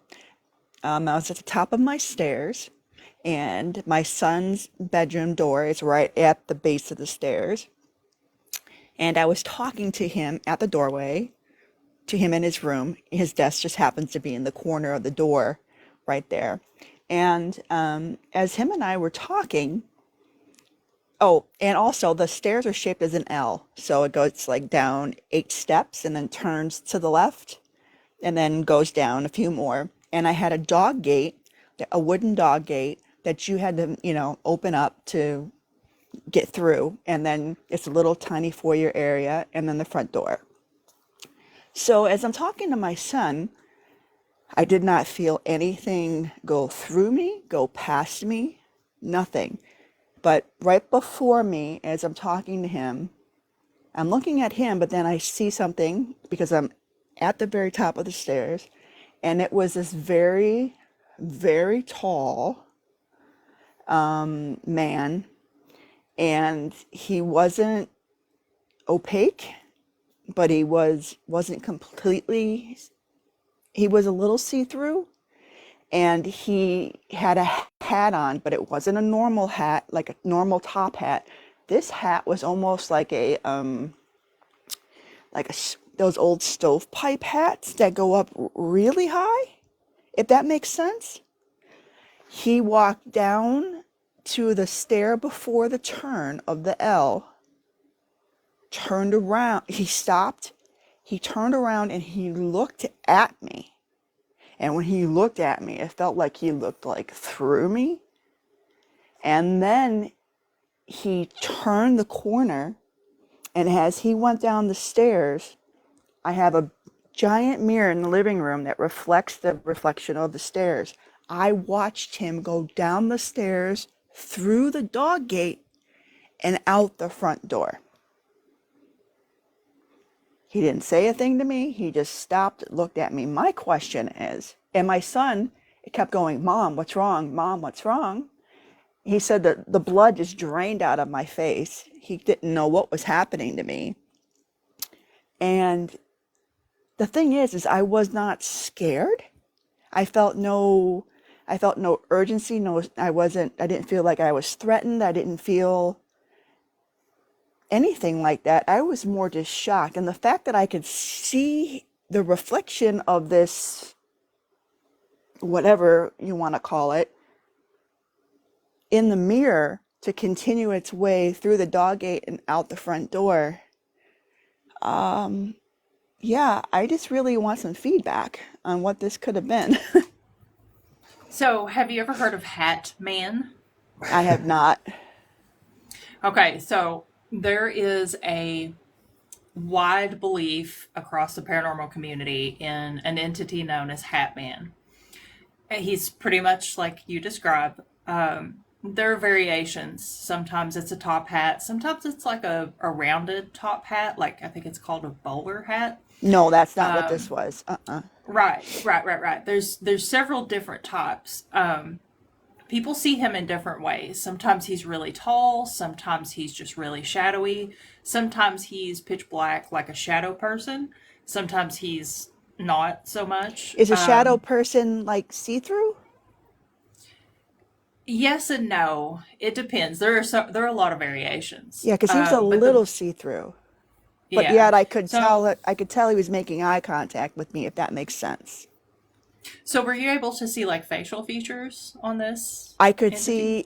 see his eyes, and his facial features were just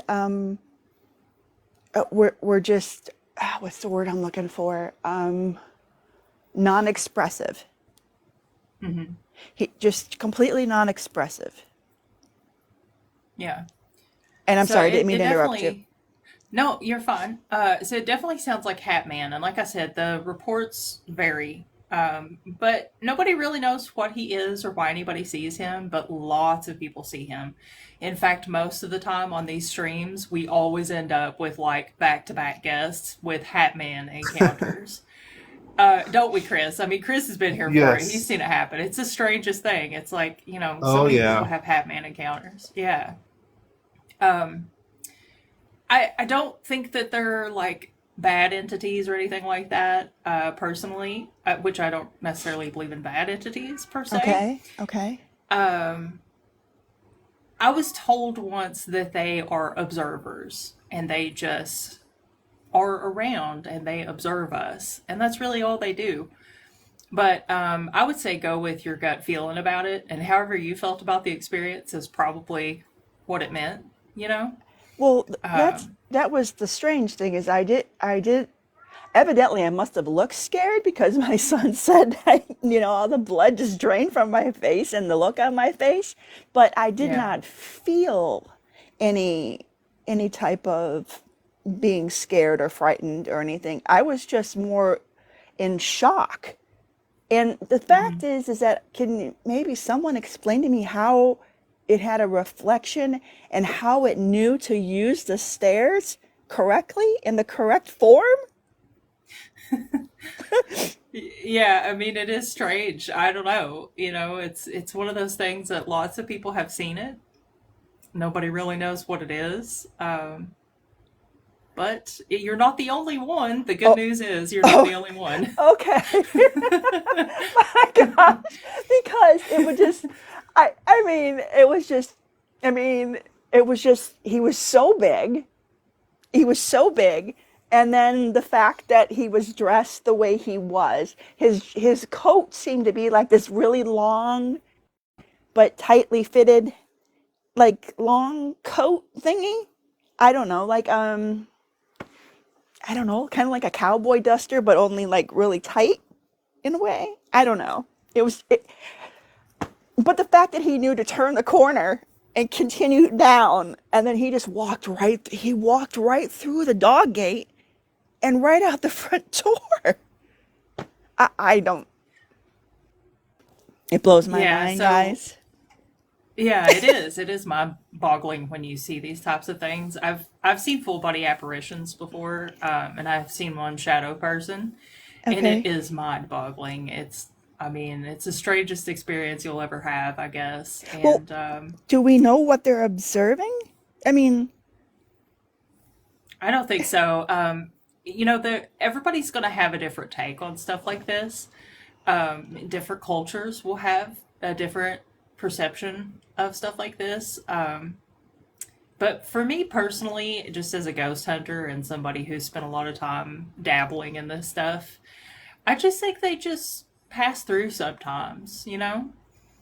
But so it it could must be, also it could also be like an intelligent haunting too. So like I know you said you didn't have any other experiences like this, but sometimes that's how hauntings work. so it had to have been intelligent if it turned around and looked at me and then continued down and then turned the corner to go down the L part of the stairs. Yeah. That is what is so shocking, is that it was intelligent enough to follow the shape of the stairway. Yeah. Do you know if that house is really old? Like, has it No, it was built been in around? 80, it's built in 83. It's not old. Yeah. I mean, I am next to an accelerator, if that, where they used to split atoms, and CERN took over where I'm at.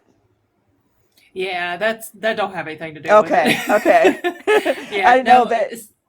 CERN is actually really, me and Chris were just talking about this the other night. CERN is actually really amazing technology. And what they're doing basically is just studying dark matter Right. because we don't know much about it, but yet space is full of it.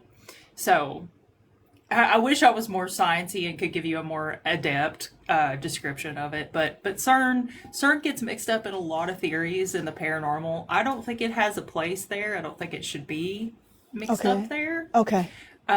But it really sounds like a shadow person to me, Wait, honestly. a shadow And person or the skinny man or whatever you Hat said he Man, was? Hat man. Hat Man, yeah, yeah. And they're basically one and the same for the most part, I think. Anyway, The hat they're man. harmless, Okay, okay. probably. Whew, okay.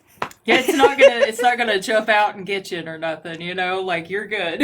Okay, yeah, it was only the one time. Only the one time. It was Yeah, enough. It was enough. Just that one time. But yeah, okay. yeah. All right. Whew, thanks. Thank you so much. I really well, you relieved me that it's not nothing that's harmful or anything. But like I said, I didn't feel scared or anything. But Right, yeah. A lot of people say that too when they have experiences with those types of entities, that they don't feel like they're malicious. no, And yeah, always go with your gut when it comes with the paranormal because, like, we don't really know that much about the paranormal, so we just kind of have to guess and assume. So, and however it felt is probably the intention. I'm so glad my son was able to witness me witnessing it, because otherwise, I mean, oh my, I would have questioned my own sanity, you Yeah, know? I know what you mean. Yeah. Well, thank you so much. I appreciate you. Thank you for coming up and sharing that with us. We Of appreciate it. course. Bye, everyone. Bye bye. Shadow Man, Shadow Man. Hat Man strikes again.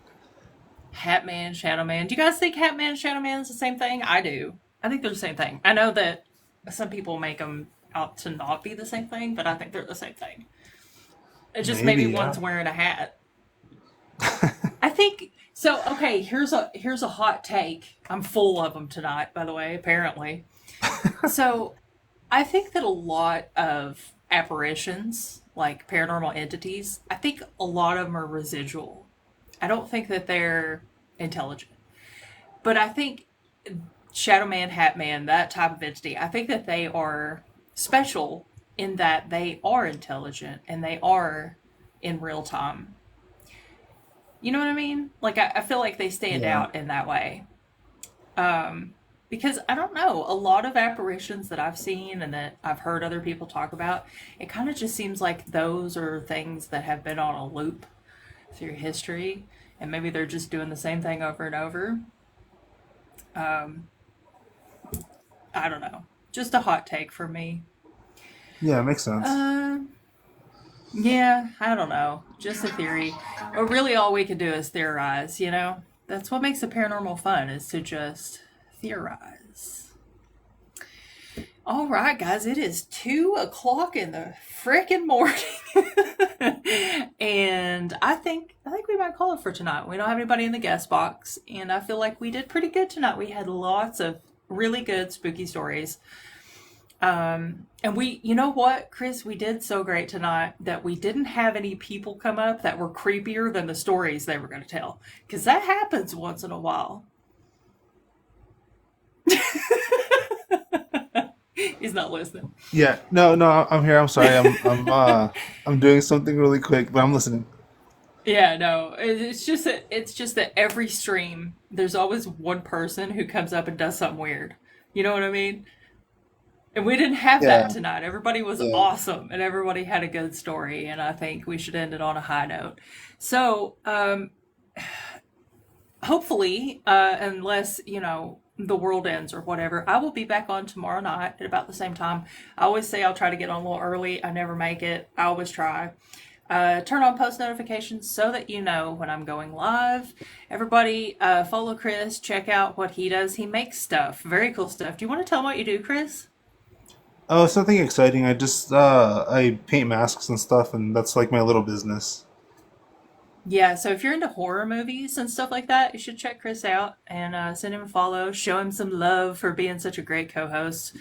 And Sometimes. until sometimes you're out of control and unruly, but like that time you fired Joel, but he wasn't here, so he doesn't know he's fired. But anyway, guys, we will be back tomorrow night about the same time roughly, and we will live, laugh, lurk another day.